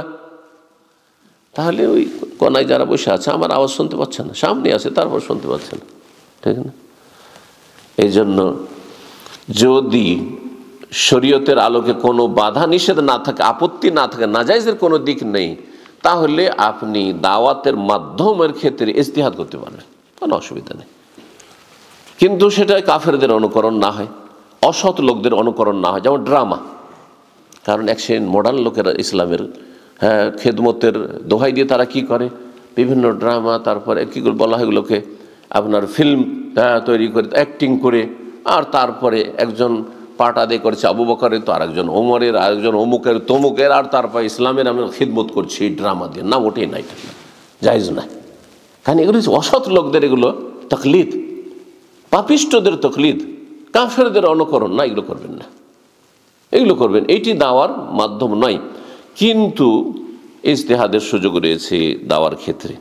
দাওয়ার ক্ষেত্রে খুতবা, জুমার খুতবা একটি দাওয়াত, জুমার খুতবা হচ্ছে দাওয়াত। এমনি সাধারণ ভাষণ দেওয়া, কোনো দার্স, এলমের দার্স, যেমন এটি দার্স, লেকচার, বিভিন্ন সেমিনার, সিম্পোজিয়াম, এই বিভিন্ন রকমের কোর্সেস, এইসব হচ্ছে দাওয়ার মাধ্যম। দাওয়াত ব্যক্তি পর্যায়ে হতে পারে, সমষ্টিগত হতে পারে। ব্যক্তি পর্যায়ে কারোর সাথে আপনি একটু খাতির তৈরি করলেন, তাকে ডেকে যদি মসজিদে ডাকেন আসবে না হয়তো, হ্যাঁ, তাকে যদি বলেন চলেন আমাদের একটা লেকচার আছে আসেন, আসবে না। কিন্তু যদি তার সাথে ব্যক্তিগত, তার সাথে একটা ভালো সম্পর্ক কায়েমের চেষ্টা করলেন, আর মানুষের অন্তর জয় করেন, তাকে একটা গিফট দিয়ে দিলেন, একটা আতর ধরিয়ে দিলেন, কোন গিফটটা পছন্দ করে, হ্যাঁ, ওর সাথে একটু ভালো সম্পর্ক স্থাপন করার জন্য, আর তারপরে কিছু দিয়ে দিলেন গিফট, আর দেওয়ার পরে তখন আপনার সাথে একটু ফ্রি হয়ে গেল। আর ফ্রি হয়ে তখন যে আড় মানুষের মধ্যে থাকে, অপরিচিত মানুষের সাথে কথা বলার ক্ষেত্রে, সে আড়টাকে আপনি ভেঙে ফেললেন। তারপরে ফ্রি হেসেও আপনার সাথে কথা বলছে দিল খুলে, আপনিও তার সাথে দিল খুলে কথা বলার সুযোগ পাচ্ছেন। তখন আপনি তাকে ইসলামের দাওয়াত দিচ্ছেন, অথবা শিরিক বিদআত সম্পর্কে, মুসলিম সমাজের শিরিক বিদআতে লিপ্ত রয়েছে, অথবা বেদিন বেনামাজি হয়ে রয়েছে, তাকে ইসলামের দাওয়াত দিচ্ছেন, আপনার কথাগুলি কবুল করবে। দাওয়াতের এটিও একটি মাধ্যম। দাওয়াতের মাধ্যম হচ্ছে অসহায় অভাবীদের পাশে দাঁড়ানো। একজন ছেলে মেয়ের চিকিৎসা করতে পারছে না, বা নিজের শরীরে চিকিৎসা করতে পারছে না, এগুলি কিন্তু অমুসলিমরা যে তাদের বাতিল দাওয়াত চালাচ্ছে বা ভ্রান্ত দাওয়াত চালাচ্ছে, সেই ক্ষেত্রে ব্যবহার করছে। এনজিওর মাধ্যমে, তাদের আপনার শিক্ষার মাধ্যমে, আর তাদের আপনার বিভিন্ন যে বিষয়গুলি রয়েছে সেগুলি দিয়ে মানুষের উপকার করা, মানুষকে এই করা সেই করা, এগুলোর মাধ্যমে। তো আমরা এই পদগুলির ক্ষেত্রে অগ্রগামী নই, কিন্তু আমাদেরকে এর জন্য চেষ্টা করি, মানুষের যদি উপকার করেন, মানুষের পাশে দাঁড়ান, মানুষকে যদি সময় দেন, মানুষকে সৎ পরামর্শ দেন, মানুষকে যদি আর্থিক সহযোগিতা করেন, হ্যাঁ, মানুষের ছেলে মেয়েদের শিক্ষিত করার জন্য যদি আপনি তাকে সহযোগিতা করেন, তো দেখবেন যে নুন খায় সে গুণ গায়। বিশেষ করে যখন মানুষ নিজেকে দুর্বল অনুভব করে। এই জন্য আমি যারা শরীরের চিকিৎসক, ডাক্তার, তাদেরকে বলি যে আপনারা দাওয়ার কাজ আমাদের চাইতে অনেক সময় বেশি করতে পারবেন। কারণ আমাদের কাছে অনেকে আসে, কিন্তু সে হেদায়েতের মন মানসিকতা নিয়ে আসতে চায় না, হয়তো দিন থেকে অনেক দূরে সরে গেছে, যার ফলে হেদায়েত হবে এই মন মানসিকতা নেই। বলছি, সে মন দিয়ে শুনছে না। কিন্তু আপনার কাছে যখন আসছে, তখন তার প্রাণ নাশের ভয়, মরে যাওয়ার ভয় আছে, সে বাঁচতে চায়, সে তাড়াতাড়ি সুস্থ হতে চায়, সে শারীরিক দিক থেকে খুব কষ্টে আছে। এই যে কষ্ট হচ্ছে তার, বা তার ছেলেমেয়ের কষ্ট হচ্ছে, তার স্ত্রী কষ্ট হচ্ছে, ওই সময় আপনার কাছে এসছে, মনটা খুব তার নরম হয়ে আছে। ওই সময় যদি আপনি তাকে কিছু ওষুধ দেওয়ার সাথে, অথবা তাকে যে আপনি ভালো চিকিৎসা লিখে দিলেন, তার সাথে যদি বলেন যে আপনি নেশা করেন নাকি, মদ খান না, তাহলে আপনি ভালো হইতে পারবেন না, এক্ষুনি তোবা করেন। আপনি ধূমপান করেন, তাই না, মনে হচ্ছে ধূমপান করেন, স্মোকিং করেন, আপনার রোগ ভালো হবে না, হ্যাঁ, আপনি ভালো হবেন না, আপনি ক্যান্সারে আক্রান্ত হয়ে যাবেন, আপনি বা হয়েই গেছেন, আপনি সাথে সাথে তওবা করুন। কিন্তু আমরা যদি বলি ধূমপান হারাম, মদ হারাম, অম্বুল খাবায়েস, তবু হয়তো হেদায়েত হবে না। বুঝতে পেরেছেন না? তো এগুলি অবলম্বন করতে হবে, দেখতে এই সুযোগগুলি নেওয়ার চেষ্টা করতে হবে। অনেক সময় হয়তো যারা বড় মানুষ, বড় দায়ী, তারা হয়তো গ্রামে গঞ্জে, হ্যাঁ, একেবারে পল্লী গ্রামে যেতে পারেন না, সাধারণ মানুষের কাছে যেতে পারে না, বনে জঙ্গলে যেতে পারে না। কিন্তু তাদের সহযোগী কিছু দায়ী থাকতে হবে, যারা গ্রামে গঞ্জে, পল্লী গ্রামে একেবারে সাধারণ মানুষের কাছে যেতে পারবে, আর সেখানে গিয়ে মানুষের ঘরে ঘরে গিয়ে দাওয়াত দিবে। দেখেন, আমাদের তবলিগ ভাইদের দাওয়াতের যে ম্যাটেরিয়াল, সেগুলিতে ভুল আছে, কিন্তু তাদের মেহনত পরিশ্রম যথেষ্ট। এই মেহনত পরিশ্রমটা আমাদের করা উচিত ছিল, কারণ আমাদের কাছে কোরআন সুন্নাহ নির্ভেজাল দাওয়াত রয়েছে। আপনার কাছে কেউ আসছে, সে আগ্রহী হইলেই আসবে, কিন্তু আপনি যখন তার ঘরে চলে যাবেন, আপনি একেবারে আপনার অজগ্রামে যেখানে বাস করছে সেখানে যদি চলে যান আপনি, আর সেখানে গিয়ে দাওয়াত দেন, তাহলে তার একটা প্রতিক্রিয়া আলাদা হবে। সেজন্য আমাদের নিজেদেরকে যেতে হবে, অথবা অন্যদেরকেও গ্রামে গঞ্জে আর বিভিন্ন জায়গায় যে যেখানে আছে সেখানে তাদের কাছে গিয়ে দাওয়াত দেন। নবী সাল্লাল্লাহু আলাইহি সাল্লাম হজের মৌসুম, জাহিলি যুগের যখন হজ করতো, মক্কার কাফেররা বা আরব কাফেররা হজে আসতো, কিন্তু হজে গিয়ে মেনাতে, আরাফাতে, মুজদালিফাতে তাদের যে বিভিন্ন মেলাগুলি লাগতো, মেলা লাগতো, সেসব মেলায় হাজির হইতেন, মেলাতে যেতেন। তারা পাপ করছে, কিন্তু সেখানে নাচ গান করছে হয়তো, কিন্তু নবী সাল্লাল্লাহু আলাইহি ওয়াসাল্লাম দেওয়ার জন্য, হ্যাঁ, যে আইয়ুহান নাস কুলু লা ইলাহা ইল্লাল্লাহ তুফলিহু, লা ইলাহা ইল্লাল্লাহ বলো, তাহলে সফল হয়ে যাবে। হে মানব সকল, তোমাদের আমি হিতাকাঙ্ক্ষী হয়ে এসেছি, তোমাদেরকে আমি জান্নাতের রাস্তা দেখাচ্ছি, এসব কথা বলার জন্য।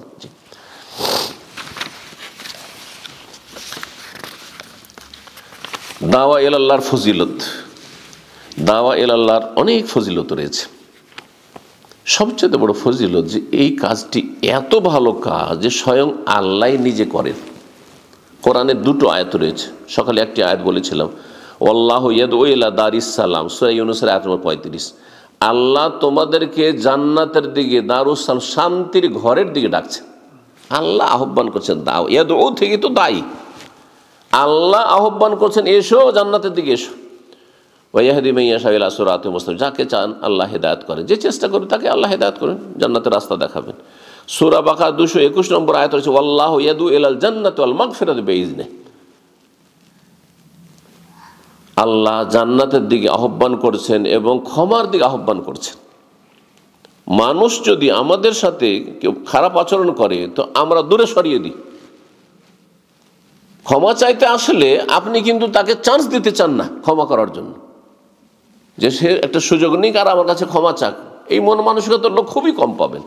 কিন্তু আল্লাহ কি করছেন, ডাকছেন যে আসো ক্ষমা করব, আসো মাইয়াস্তাগফিরুনি ফাগফিরুল্লাহ। প্রতি রাতের শেষ তৃতীয় অংশে আল্লাহ রাব্বুল আলামিন বান্দার নিকটবর্তী প্রথম আকাশে আসেন, সহিহ হাদিস না? আর বলে মাইয়াস্তাগফিরুনি, কি আমার কাছে ক্ষমা চাইবে, ভুল করেছো, অন্যায় করেছো, কাবিরা গুনাহ করেছো, আগফিরুল্লাহ, আমি গুনাহ মাফ করব। মাইয়াসআলু, কে চাইবে, কিছু চাওয়ার থাকলে চাও, দেবো তোমাদের, ফাউতিয়াহ। মাইয়াদউনি ফাস্তাজিব লাহু, কে আমার কাছে দোয়া করে, আমাকে ডাকবে, তার ডাকে আমি সাড়া দেব। আর মাল্লাম ইয়াসআলিল্লাহ ইয়াগযু, আল্লাহর কাছে কেউ যদি না চায়, হতভাগা, তাহলে আল্লাহ অসন্তুষ্ট হন। এত হতভাগা, আমি এত তোমাদেরকে ডাকছি আর তোমরা আমার ডাকে সাড়া দিচ্ছ না। তারপরে সৈয়দুল মুরসালিন খাতামুন নবীন রাসূলুল্লাহ সাল্লাল্লাহু আলাইহি ওয়াসাল্লাম সবচেয়ে বড় দায়ী, সবচেয়ে বড় আল্লাহর দিনের আহ্বায়ক। জি, তার সাথে সাথে সমস্ত আম্বিয়া, নবী, রসুলগণ সবাই দাওয়াত দিয়েছেন। সবাইকে আল্লাহ এই হুকুম দিয়েছেন যে যাও দাওয়াত দাও। মা লাকুম মিন ইলাহিন গায়রু, আল্লাহ ছাড়া তোমাদের সত্য মাবুদ নেই। জি, আনিবুদুল্লাহ, আল্লাহর ইবাদত করো। ওয়াজতানিবুত তাগুত, আল্লাহ ছাড়া অন্যের ইবাদত বন্দিগি থেকে, গোলামি থেকে বেঁচে থাকো।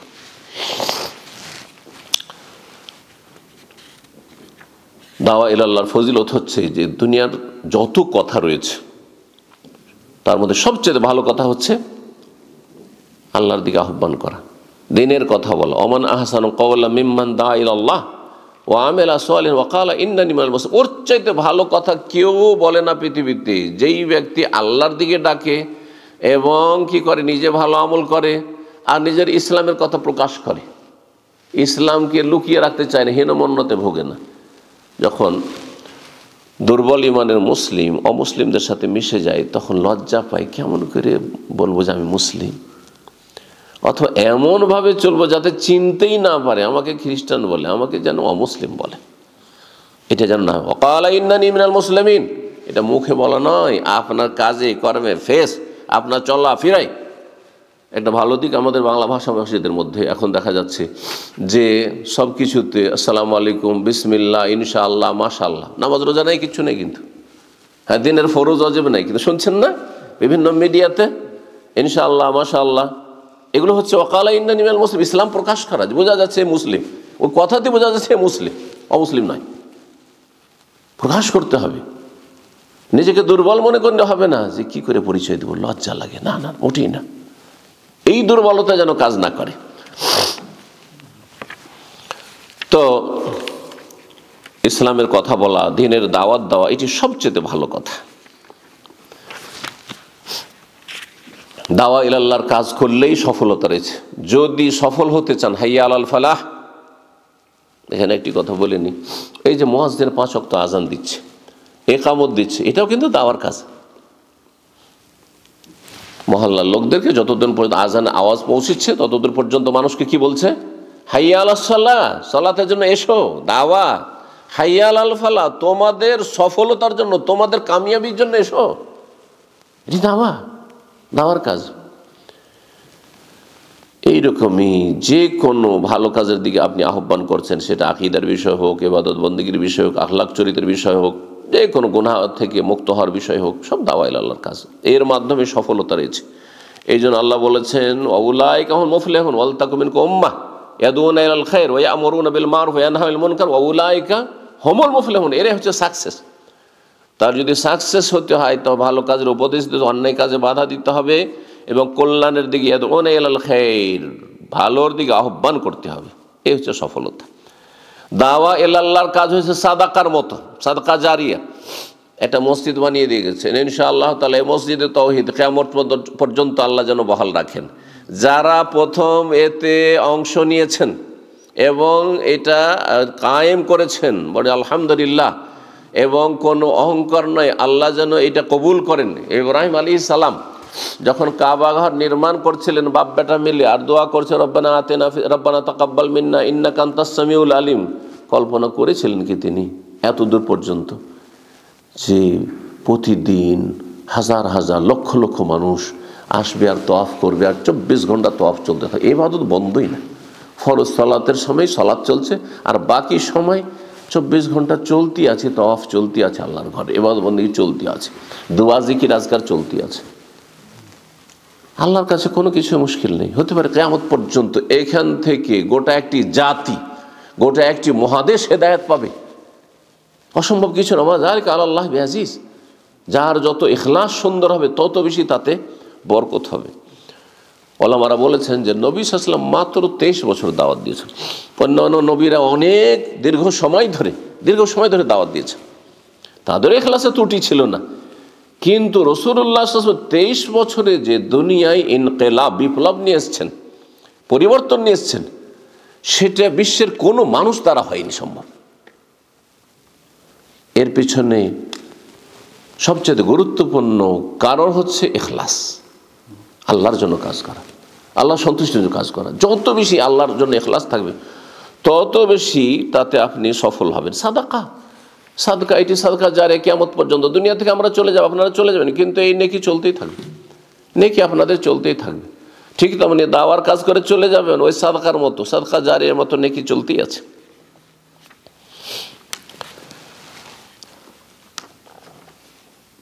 দাওয়া ইলা আল্লাহর কাজ সম্পর্কে আলী রাদিয়াল্লাহু তাআলা আনহুকে খয়বরের যুদ্ধের সময় নবী সাল্লাল্লাহু আলাইহি ওয়াসাল্লাম কি বলেছিলেন? তাড়াতাড়ি করিও না, তাড়াহুড়া করে যুদ্ধ শুরু করতে যেও না, আগে দাওয়াত দিবে। ওয়াল্লাহি, আল্লাহর কসম করে বলছেন, লা ইয়াহদি আল্লাহু বিকা রাজুলান ওয়াহিদান, একজন লোক। আমরা দেখছি অল্প লোক, মনে করছি অল্প লোক, অনেকে মনে করেন না হাজার হাজার লোক হইতে হবে, না, কোনো প্রয়োজন নেই। রাজুলান ওয়াহিদান, একজন লোকও যদি হেদায়েত হয়ে যায়, একজন বেনামাজি নামাজি হয়ে গেছে, একজন মুসলিম ইসলাম গ্রহণ করলো আপনার ওসিলাতে, একজন শিরক বিদআত ছাড়লো, একজন পাপী পাপ মুক্ত হইল, কাবিরা গুনাহ ছাড়লো, আপনার কথার বরকতে, আপনার প্রচেষ্টায়, মেহনতে, খায়রুল লাকা, তোমার জন্য উৎকৃষ্ট উত্তম। কিসের চাইতে? মিন হুমরিন নাম, লাল উটের চাইতে। আরবদের মধ্যে লাল উট সেই যুগে সবচেয়ে মূল্যবান সম্পদ ছিল, দামি জিনিস। আজকালকার জামানে সবচেয়ে মূল্যবান যেটা হইতে পারে, মূল্যবান একটি কার, সবচেয়ে বেশি দামি, ঠিক ওই রকমই তাদের কাছে। তো নবী সাল্লাল্লাহু আলাইহি ওয়াসাল্লাম এইভাবে উৎসাহিত করেছেন সাহাবায়ে কেরামদেরকে দাওয়াতের কাজের জন্য, এবং তার মহাপুরস্কারের কথা বলেছেন। দাওয়ার কাজ করলে যত লোক হেদায়েত হবে এবং হেদায়েত হওয়ার পরে যত নেকিগুলি করবে, এক ভাগ করে আপনার খাতে প্রথম ব্যক্তির খাতায় আসতে থাকবে। এই জন্য আমাদের দেশে বেদাতি একটা তরিকা হচ্ছে যে কিছু আমল টামল করে আর কিছু ওয়াজ মাহফিল করে আল্লাহ তোমার নবী পাকের রওজায় পৌঁছে দাও, এটা বেদাতি তরিকা। এই তরিকা নয়, এটা ইসলাম নয়, ভুল কাজ। এটা পৌঁছাইতে হবে না। আমি যে এই যে দিনের কথাগুলি বলছি আর আপনারা শুনছেন, এগুলি নেক আমল না? এই যে জোহর পড়লেন, নেক আমল না? এর এক ভাগ করে, প্রত্যেকের এক এক ভাগ করে, আমি জোহর পড়ে যতটা নেকি পেলাম রাসূলুল্লাহ আমল নামাতে চলে গেছে, আমার কাছে আছে, আমার আমল করার কারণে। আর তার মাধ্যমে হেদায়েতের জন্য, তিনি যেহেতু প্রথম ব্যক্তি হেদায়েতের জন্য হাদি হিসাবে, সেজন্য তার আমল নামে চলে গেছে, অটোমেটিকলি চলে গেছে। তাহলে কত উম্মত পৃথিবীতে আল্লাহর ইবাদত করছে নবীর, এই 1400 বছরে কত উম্মত এসে চলে গেছে ইবাদতবন্দি করে, কত আইম্মা ওলামা তৈরি হয়েছে, কত সালেহিন সিদ্দিকিন সোহাদা তৈরি হয়েছেন এই উম্মতের। আর কিয়ামত পর্যন্ত কত ভালো মানুষ আসবে আর আছে। সবার নেকির 1 ভাগ করে রাসূলুল্লাহ সাল্লাল্লাহু আলাইহি ওয়াসাল্লামের আমল নামায় চলে যাচ্ছে।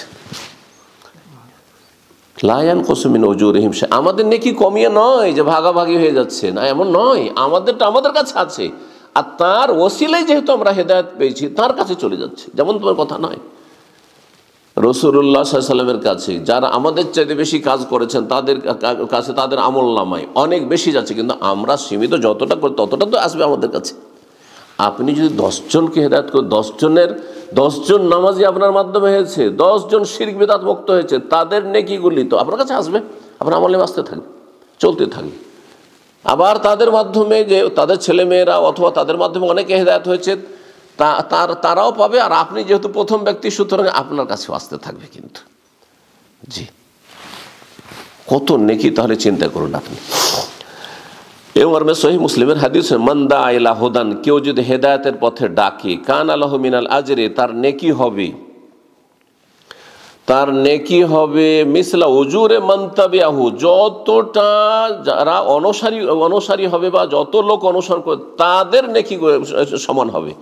লা ইয়ানকুসু যালিকা মিন উজুরিহিম শাইআন, ওই ব্যক্তিকে, প্রথম ব্যক্তিকে দিয়ে দেওয়া হলো, সেই জন্য তাদের নেকি কমবে, তা কমবে না। জি, আল্লাহ তার বিশেষ রহমত থেকে এইরকমই যারা পাপের দিকে আহ্বান করছে, মানুষকে অসৎ বানাচ্ছে, তাদের গুনার বোঝা বাড়তে আছে, গুনার বোঝা বাড়তে আছে। যারা দাওয়াতের কাজ করে তারা সমস্ত সৃষ্টিকুলের দোয়া পায়। রাসূলুল্লাহ হাদিস, তিরমিজিতে হাদিসটি রয়েছে এবং হাদিসটি সহিহ, আল্লামা আলবানী রাহিমাহুল্লাহ সহিহুল জামাতে সহিহ বলেছেন। ইন্নাল্লাহা, আল্লাহর রহমত বর্ষণ করে, ওয়া মালায়েকাতুহু, আল্লাহর ফেরেশতার রহমতের দোয়া করেন, হাত্তা নামলা, আল্লাহর রহমত নাযিল হয়, ফেরেশতাদের দোয়া হয় রহমতের, মুমিন মুমিনাতের দোয়া হয়, হাত্তার সমস্ত সৃষ্টিকুল দোয়া করে, পশু পাখি, এমন কি পিপিলিকা, লামুলা পিপিলিকা দোয়া করে, ফি জুহরিহা, নিজের গর্ত থেকে, ওয়াহাত্তাল হুত, এমনকি মাছ পর্যন্ত, স্থলে যেসব পশু পাখি আছে, কীট পতঙ্গ পোকামাকড় আছে, পানিতে যা আছে, হাত্তাল হুত, এমনকি মাছ পর্যন্ত, লা ইউসাল্লুনা, রহমতের দোয়া করতে থাকে, আলা মুআল্লিমিন নাসিল খায়রা, ওইসব লোকের ওপর যারা মানুষকে কল্যাণের শিক্ষা দেয়। খায়র, শুধু সালাত বলা হয়নি, শুধু রোজা হজ যাকাত বলা হয়নি, যে কোনো ভালো শিক্ষা দিচ্ছেন, যে কোনো সুশিক্ষা দিচ্ছেন আপনি, মানে দিনের শিক্ষা, সেটা ফরজ হোক, ওয়াজিব হোক, আর সুন্নত হোক, নফল হোক, মুস্তাহাব হোক, যে কোনো গঠনমূলক, চারিত্রিক হোক, যে কোনো ভালো শিক্ষা দিচ্ছেন, আপনি সমস্ত সৃষ্টিকুলের দোয়া পাচ্ছেন। চিন্তা করুন তো দেখি। এই জন্য লাভ আর লাভ, লাভ আর লাভ। আল্লাহ রব্বুল আলামিন যেন আমাদেরকে দাওয়ার কাজ আরও বেশি বেশি করার তৌফিক দান করেন এবং আপনাদের আমাদের সকলকে এই কাজের জন্য যেন আল্লাহ রব্বুল আলামিন কবুল করেন।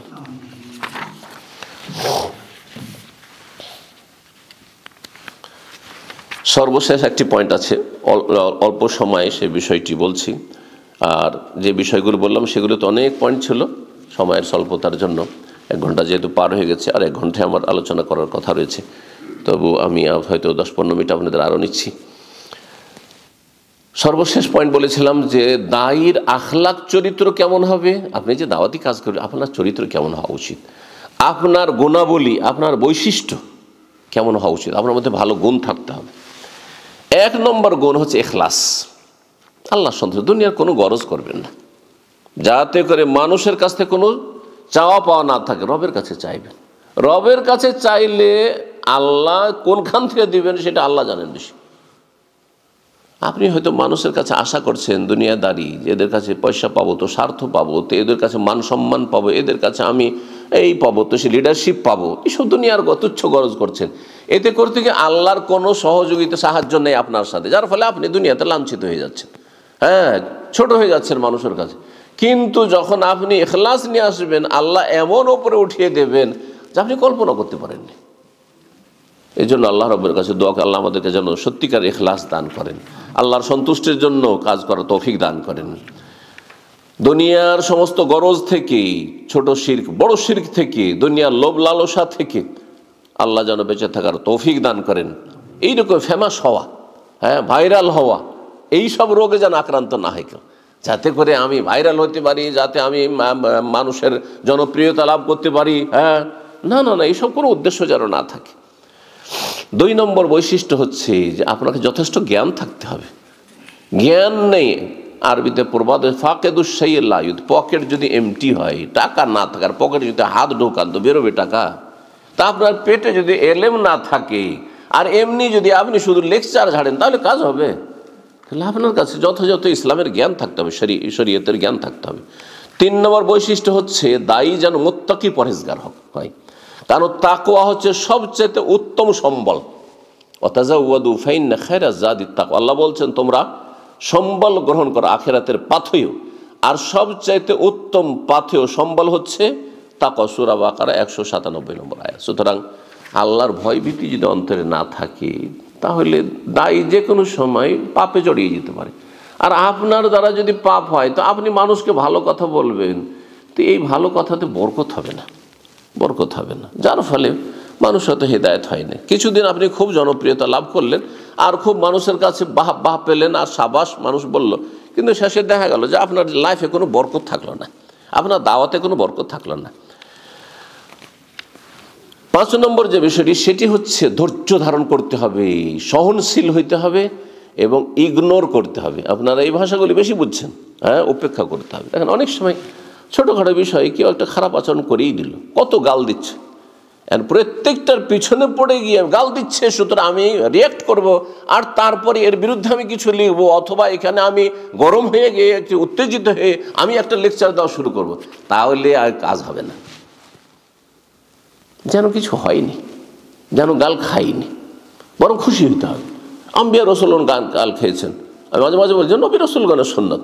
আমাকে অন্তত এতটা কলব বড় করতে হবে যে আমি যেই ময়দানে নেমেছি আমি হক পথে আছি কিনা এটা নিশ্চিত হইতে হবে। আর তারপরে কে কি বলছে ডানে বামে এটা দেখার বিষয় নাই, আমার রব রাজি আছেন কিনা এটা দেখার বিষয় রয়েছে। ইমাম আহমদ রাহমাহুল্লাহ সম্পর্কে বলা হয়েছে, তিনি বলেছেন 9 আশারিল আফিয়াতে ফি তাগাফুল, 10 ভাগের 9 ভাগ, 10 ভাগ করেন কোন একটা জিনিসকে, তারপরে 9 ভাগ, তার মানে অধিকাংশটাই, সামান্য একটু বাদে, সময় একটু ছাড়া, 10 ভাগের 9 ভাগ মানুষের সার্বিক নিরাপত্তা আফিয়াত রয়েছে কি সে তাগাফল, ইগনোর করায়, উপেক্ষা করা। একটা লোক বেয়াদবি করলো, খারাপ একটা কথা বলে দিল, আপনার সাথে দুর্ব্যবহার করলো, সালাম দিলেন জবাব দিলেন, ইগনোর করে যেন কিছু হয়। কিন্তু সেখানে যদি আপনি গরম হয়ে যান, এটা তো মানুষের কাজ করলেন না। হ্যাঁ, আমি ওদের মসজিদে নামাজ পড়তে যাই না, তো এটা ভালো কাজ করলেন না। হ্যাঁ, আমি ওনাদের সাথে সহযোগিতা করি, আমি তাদের সাথে আছি, হ্যাঁ, এ তো আমি ভালো চলার চেষ্টা করি, কিন্তু আমার তো কোনো মূল্যায়ন করলেন না, তাহলে কাজ হবে না। না, ইগনোর করেন আপনি। অত্যন্ত গুরুত্বপূর্ণ বিষয়টি, দায়ীকে এরকমই হইতে হবে।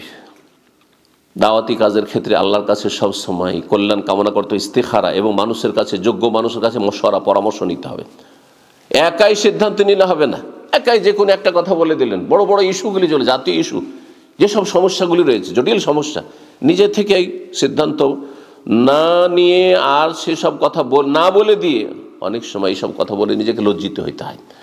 পরামর্শ নিলে মানুষ লজ্জিত হয় না, মানুষের পরামর্শ, যোগ্যদের পরামর্শ নেবেন এবং আল্লাহর কাছে কল্যাণ কামনা করবেন। দায়ের বৈশিষ্ট্য হতে হবে যে তার কাজ করে যাবে, রেজাল্ট কি হচ্ছে ওটা দেখার বিষয় নেই। আমি আসলাম এখানে, দাওয়াতি কাজ করলাম, কয়জন হেদায়েত হলো, এগুলো আমার দেখার বিষয় না, এটা আল্লাহ দেখবেন, আমার জানার কোনো প্রয়োজন নেই। আমি দাওয়াতি কাজ আপন জায়গায় করে যাচ্ছি, হ্যাঁ, লেহা লেখা মানে হালাকাম বাইয়ে না, যদি কেউ হতভাগা হয় তাহলে জানিয়ে দিলাম, ব্যাস, সে ধ্বংস হইল, আমার কোনো ক্ষতি করলো না। ওয়াইয়ান হাইমান হাইয়াম বাইয়ে না, আর যদি সে সম্মানিত হতে চায়, বাঁচতে চায়, তাহলে সে জানার পরে বাঁচুক, জানুক। সুতরাং কখনো আমরা রেজাল্ট, ফলাফলের অপেক্ষা করব না। নবী সাল্লাল্লাহু আলাইহি ওয়াসাল্লাম সাহাবায়ে কেরামদেরকে যখন জুলমের তারা শিকার হচ্ছিলেন আর আল্লাহর সাহায্য বিলম্ব হচ্ছিল, তাড়াহুড়া করছিলেন, কতদিন আর এই জুলুম বরদাস্ত করব, কষ্ট করব। নবী সাল্লাল্লাহু বলতেন যে তোমরা তাড়াহুড়া কেন করছো? হ্যাঁ, ওয়ালাকিন্নাকুম তাস্তাজিলুন, তাড়াহুড়া করছো, তাড়াহুড়া করিও না, ফল আসবে একসময়। যারা গদিবাদী, হ্যাঁ, ইসলামিস্ট গদিবাদী, তারা তাড়াহুড়া লাগিয়ে দেয়, আর কতদিন অপেক্ষা করব, হয়ে গেল দীর্ঘদিন, এখন আমাদের ক্ষমতায় এনিহাও যেতে হবে, ক্ষমতায় যেতে হবে। যার ফলে তারা করে কি, চলো কোনো পথ দেখছি না, গণতান্ত্রিক পথ, চলো ডেমোক্রেসি দিয়ে আমরা ইসলাম কায়েম করব। না, এই তাড়াহুড়ো করতে বলা হয়নি। আপনি কতদিন অপেক্ষা করব, ঈসা আলাইহিস সালাম আসা পর্যন্ত অপেক্ষা করেন। আপনার কাজ আপনি করে যান, আল্লাহ কি করবেন না করবেন সেটা আল্লাহ রাব্বুল আলামিন জানেন। কিন্তু আপনি ভুল পথ অবলম্বন করবেন, নাজায়েজ পথ অবলম্বন করবেন, তাড়াহুড়া করে শুধু ফল খাওয়ার জন্য না, তাড়াহুড়া করে ফল খাওয়ার চেষ্টা করবেন। আপনি আপনার কাজ করে যান, আর ফল পাবেন আখিরাতে। দায়ীর বৈশিষ্ট্য হইতে হবে নম্রতা, নরম ভাষায় কথা বলতে হবে, নরম আখলাক চরিত্র হইতে হবে, দয়া মায়া থাকতে হবে, এবং রূঢ় খারাপ আচরণ করলে হবে না, মানুষের সাথে দুর্ব্যবহার করলে হবে না, মানুষের সাথে শক্ত হইলে হবে না। আল্লাহ রাব্বুল আলামিন ফাবিমা রাহমাতিম মিনাল্লাহি লিনতাল, নবীকে বলছেন সূরা আলে ইমরানে যে আল্লাহর রহমত যে তুমি নরম হয়েছো। নবীকে বলছেন যে আল্লাহর রহমত যে তুমি একজন নরম মানুষ। ওয়ালাউ কুনতা ফাজ্জান গালিজাল কলবি, তুমি যদি নিষ্ঠুর হতে আর তোমার অন্তর যদি পাষণ্ড হইতো, শক্ত হইতো, মানুষের সাথে যদি দুর্ব্যবহার করতে, শক্ত ভাষা ব্যবহার করতে, লানফাদ্দু মিন হাওলিক, মানুষরা পালিয়ে যেত, কেউ শুনতো না তোমার কথা, দায়ের কথা শুনবো না, এর ব্যবহার খুবই খারাপ, এর কাছে যাওয়া যাবে না, এসব দেখা করা যাবে না। না, মানুষকে আশ্বস্ত করুন, নরম আচরণ করুন। সকালবেলা বলছিলাম যে ফেরাউনের কাছে মূসা এবং হারুনকে আল্লাহ পাঠাচ্ছেন, বলছেন যে ফাকুল আল্লাহু কাওলান লাইয়্যিন, নরম ভাষায় কথা বলি, নরম ভাষায়। আল্লাহ কি জানেন না যে ফেরাউন হেদায়েত হবে না? জানছেন না? সব জানছেন। তারপরও তোমার করণীয় তুমি করো, আমি হেদায়েত করব না করব, হেদায়েত হবে না হবে, তৌফিক হবে না, সেটা আল্লাহর কথা। কিন্তু তোমার কাজ হচ্ছে নরম ভাষায় আল্লাহু ইয়াতাযাক্কারু আও ইয়াখশা, অথচ আল্লাহ জানছেন যে উপদেশও নেবে না আর ভয়ও করবে না। তারপরে বলছেন যে হতে পারে সে উপদেশ নেবে অথবা হেদায়েত পাবে। তোমার কাজ হেদায়েতের দিকে মানুষকে নিয়ে আসার জন্য নরম ভাষায় কথা বলা। দায়ীর চরিত্র হবে যে ওলামাদের এহতেরাম করবে, কারো মানহানি করবে। ইমাম আবু হানিফা, শাফি, মালিক, আহমদ, তাদের মানহানি করার নাম ইসলামের খেদমত নয়। আপনি বলবেন যে তিনি এই ছিলেন না, সেই ছিলেন না, তিনি হাদিসের জ্ঞান রাখতেন না, তিনি এই করেছেন, না না না, নেগেটিভ নয়। ওলামারা বলেছেন তাদের যে ইজতিহাদি ভুলগুলো আছে সেই ভুলগুলি আদবের সাথে বলে যে এই মাসলায় ভুল, কিন্তু তার যেন মানহানি না, কারণ তারা এত বেশি সম্মানিত হয়েছেন মানুষের কাছে যে একজন বড় শেখ বলছেন যে কাদ জাওয়াজুল কান্তারা, তারা ব্রিজ পার হয়ে চলে গেছেন। হ্যাঁ, তারা এত ওপরে চলে গেছেন ব্রিজ পার হয়ে, যে আপনি যদি তাদের আপনি ছোট করতে চান তাহলে ওপরে থুতু ফেলার মতো হবে, ওপরে থুতু ফেলে আপনার উপরে এসে পড়বে। যার ফলে ওলামাদের সাথে বেয়াদবি করা, এটা দায়ীর চরিত্র মোটেই যেন না হয়। হ্যাঁ, নেগেটিভ কোনো কথা বলা, কাউকে ছোট করার চেষ্টা করা, না না, এতে কোনো লাভ নেই। আপনি পজিটিভ কাজ করেন, আপনি পজিটিভ কাজ করেন। জি, একমাত্র যারা শিরক বিদআতের দায়ী, হ্যাঁ, তাদের ক্ষেত্রে সতর্ক সাবধান করতে হয়। মানুষ যদি অস্পষ্টভাবে নাম না নিয়ে বলেন বুঝছে না, তখন নাম নিতে হবে। কিন্তু ইমাম আবু হানিফা, শাফি, মালিক, আহমদ, মুহাদ্দিসিন, ফুকাহায়ে কেরাম, তারা তো আর শিরক বিদআতের সাথে জড়িত না। এই প্রচলিত তাদের সমাজে যে শিরক করে সেগুলো মযহাবে নেই, তাদের মযহাবের কিতাব, ফিকহের কিতাবেও নেই। তাহলে এগুলো তো জালিয়াতি, মযহাবের নামে জালিয়াতি, এগুলি বলেন। কিন্তু আইম্মায়ে কেরামগণ এগুলো থেকে একেবারে মুক্ত, তাদের কোনো দোষ ত্রুটি এই ক্ষেত্রে নেই। কারণ ইমাম আবু হানিফা নিয়ত পড়াকে প্রমাণ করতে পারবে? নিয়ত হচ্ছে নাওয়াইতু পড়া। ইমাম আবু হানিফা সম্মিলিত মোনাজাত কেউ প্রমাণ করতে পারবে? ইমাম আবু হানিফা থেকে মিলাদ প্রমাণ করতে পারবে? কেউ পারবে না। ইমাম আবু হানিফা থেকে এই যে ওজিফাগুলি আর খতমগুলি প্রমাণ করতে পারবে? যে খতমে ইউনুস আর খতমে জালালি কেউ প্রমাণ করতে পারবে না। তাহলে ভাই এগুলো তাহলে মযহাবের নামে সব জালিয়াতি। কিন্তু আইম্মায়ে কেরামগণ আপন জায়গায় তারা আমাদের মাথার মুকুট, জি তাজ, তাদের সম্মান শ্রদ্ধা একজন দায়ীর কাছে যেন থাকে। মানুষের সাথে কথা বলার ক্ষেত্রে দায়ীর একটি বৈশিষ্ট্য হইতে হবে যে সবাইকে ঢালাওভাবে একই রকম আচরণ করলে হবে না। হাদ্দিসিন নাস আলা কাদরি ওকুলি, মানুষ যে যতটা কবুল করার ক্ষমতা রাখে ততটা ডোজ দিবেন, তার বেশি না। তার বেশি দিলে ক্ষতি হবে। সবাইকে সব কথা বলা যায় না, সব জায়গায় সব কথা বলা যায় না। জি, কাকে কিভাবে সংশোধন করা যেতে পারে তার জন্য আপনাকে সর্বাত্মক চেষ্টা করতে হবে। এইরকম দায়ীদের বেশ কিছু বৈশিষ্ট্য। দাওয়াতি ময়দানে আরেকটি কথা খেয়াল রাখবেন যে আপনি মানুষের অবস্থার খেয়াল রাখবেন। অনেক সময় দেখা যাচ্ছে মানুষ ক্লান্ত হয়ে আছে, ঘুমিয়ে পড়ছে, হ্যাঁ, শুনতে চাইছেন না, আর লম্বা চালিয়ে যাচ্ছেন না আপনি, না না, এটা মোটেই উচিত নয়। রাসূলুল্লাহ সাল্লাল্লাহু আলাইহি ওয়াসাল্লাম সবসময় লক্ষ্য রাখতেন, সহিহ বুখারীতে হাদিস রয়েছে, কানা রাসূল ইয়াতাখাওয়ালুনা বিল মাউইজাতি মাখাফাতা সামাতে আলাইনা। নবী সাল্লাল্লাহু আলাইহি ওয়াসাল্লাম আমাদের দিকে লক্ষ্য রাখতেন আলোচনা করার সময়, বক্তব্য করার সময়, দিন শেখানোর সময়, যে আমরা বিরক্তিত বোধ করছি না, আমরা ক্লান্ত তো হয়ে যাচ্ছি না, আমরা ঝিমাচ্ছি না তো, আমরা অ্যাক্টিভ আছি কি না, এইসব বিষয়গুলি খেয়াল রাখতেন। এমন কি নামাজের ক্ষেত্রে, নামাজ পড়ার ক্ষেত্রে, ইবাদত, আল্লাহর ইবাদত, খালিস ইবাদত নামাজ, লম্বা সিজদা, লম্বা তেলাওয়াত। মুআয বিন জাবাল রাদিয়াল্লাহু সহিহ বুখারীর হাদিস, সূরা বাকারা ধরিয়ে দেয় ঈশার নামাজে। নবী সাল্লাল্লাহু আলাইহি ওয়াসাল্লাম কি বলেছিলেন, একজন সারা দিন কৃষি কাজ করে, মাটি কাজ করেছে, আপনার খেজুরের বাগানে, ক্লান্ত হয়ে এসেছে, দেখছে যে এরই সূরা বাকারা ধরিয়েছে, নামাজ ছেড়ে দিয়ে আলাদা নামাজ পড়ে চলে গেছে। যখন তাকে বলা হলো, ইমাম সাহেবকে বল, মুআয বিন জাবালকে, যে অমুক ব্যক্তি আপনার নামাজ ছেড়ে দিয়ে আলাদা নামাজ পড়ে চলে গেছে, তখন বলতো মুনাফিক, তাহলে মুনাফিক, না হলে জামাত ছেড়ে যায়। এই কথা শোনার পরে ওর আরো রাগ হয়েছে যে আমাকে মুনাফিক বললো।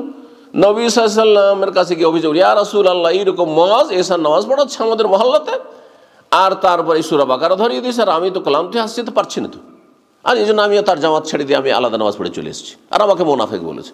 নবী সাল্লাল্লাহু আলাইহি ওয়াসাল্লাম মুআযকে ডাকছেন, আর ডাকার পর তাকে শাসন করছেন, আর বলছে, আফাত্তানুন ইয়া মুআয, তুমি ফিতনা সৃষ্টি করছো, বিশৃঙ্খলা, আফাত্তানুন ইয়া মুআয, ফিতনাবাজ তুমি, ফিতনা সৃষ্টি করছো তুমি। তাহলে সূরা বাকারা পড়াকেও ফিতনা বলেছেন নবী সাল্লাল্লাহু আলাইহি ওয়াসাল্লাম। কখন? মানুষের যখন বিরক্তি করা হবে, এত লম্বা নামাজ চলবে না। জি, আপনি একা পড়বেন তখন যত লম্বা করবেন করুন, সারা রাত আপনি তাহাজ্জুদ পড়বেন, কোনো অসুবিধা নেই, তো এগুলো খেয়াল রাখতে হবে।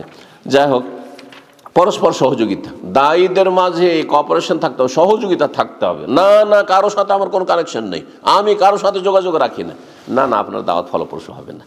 সবার সাথে ভালোবাসা, সম্প্রীতি, এবং তাদের সাথে যারা কোরআন সুন্নাহর দাওয়াতের কাজ সারা বিশ্বে করছে, যতটা সম্ভব তাদের সাথে সুসম্পর্ক বহাল রেখে সার্বিক পরস্পর, আমরা কিন্তু একজন আরেকজনের পরিপূরক, একজন আরেকজনের পরিপূরক, একজন পরিপূরক, একা নয়, স্বয়ংসম্পূর্ণ নয়। আপনি আপনার একটা কাজ, একটা জিনিস আপনার আছে, কিন্তু বাকিগুলো নেই, সবার কাছ থেকে ধার করছেন, তাই না? সবার কাছ থেকে সহযোগিতা নিতে হচ্ছে। যদি যারা কৃষি কাজ করছে তারা যদি আমাদেরকে চাউল না দেয়, আমরা ভাত খেতে পাবো না, শহরের লোক, তাই না? তাহলে একজন অপরজনের পরিপূরক। ঠিক তেমনই দাওয়ার কাজের ক্ষেত্রে এটা মনে করলাম যে আমি এমন দায়ী হয়ে গেছি যে আমি কারো ধার ধারি না, কারোর সাথে আমার না, অবশ্যই একজন দায়ী আর একজনের পরিপূরক। দিনের কাজের ক্ষেত্রে একই ময়দানের আমরা একটা আপনার মালাই যে দানাগুলি রয়েছে, অনেকগুলি দানা শিখছে, ওই রকমই আল্লাহ রাব্বুল আলামিন যেন আমাদের সকলকে তৌফিক দান করেন। ওয়া জাযাকুমুল্লাহু খাইর।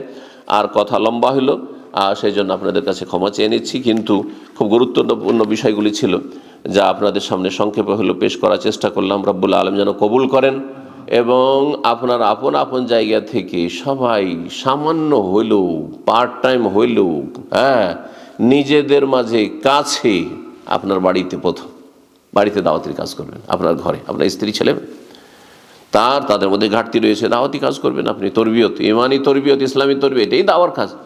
আপনার আত্মীয় স্বজন দেশে রয়েছে, মাঝে মাঝে টেলিফোন করছেন, শুধু দুনিয়াদারির কথা বলবেন না, দিনের কথা একটু বলবেন, খোঁজ খবর নেবেন, তাদের নামাজের খোঁজ নেবেন, তাদের আকীদার একটু খোঁজ নেবেন, তাদের আমল খোঁজ, কেউ মারা গেছে, বিভিন্ন বিদআতগুলি আমাদের সমাজে রয়েছে, এগুলো করছো নাকি, এগুলো করিও না, এগুলো করা ঠিক নয় ইত্যাদি, ভালোভাবে বোঝাবার চেষ্টা করবেন। তো রাব্বুল আলামিন যেন আমাদেরকে দাওয়াতি কাজ করার তৌফিক দান করেন, এবং আল্লাহ সন্তুষ্টি যেন আমাদেরকে কবুল করেন, নেক আমল কবুল করেন, এবং আল্লাহ রাব্বুল আলামিন আম্বিয়া রাসূলগণের তরিকায় আমাদের জীবনযাপন করে রবের কাছে আল্লাহর সন্তুষ্টি নিয়ে হাজির হওয়ার তৌফিক দান করেন। ওয়া সাল্লাল্লাহু সাল্লামা নবিয়ানা মুহাম্মদ ওয়া আলা আলিহি ওয়া সাহবিহি আজমাইন।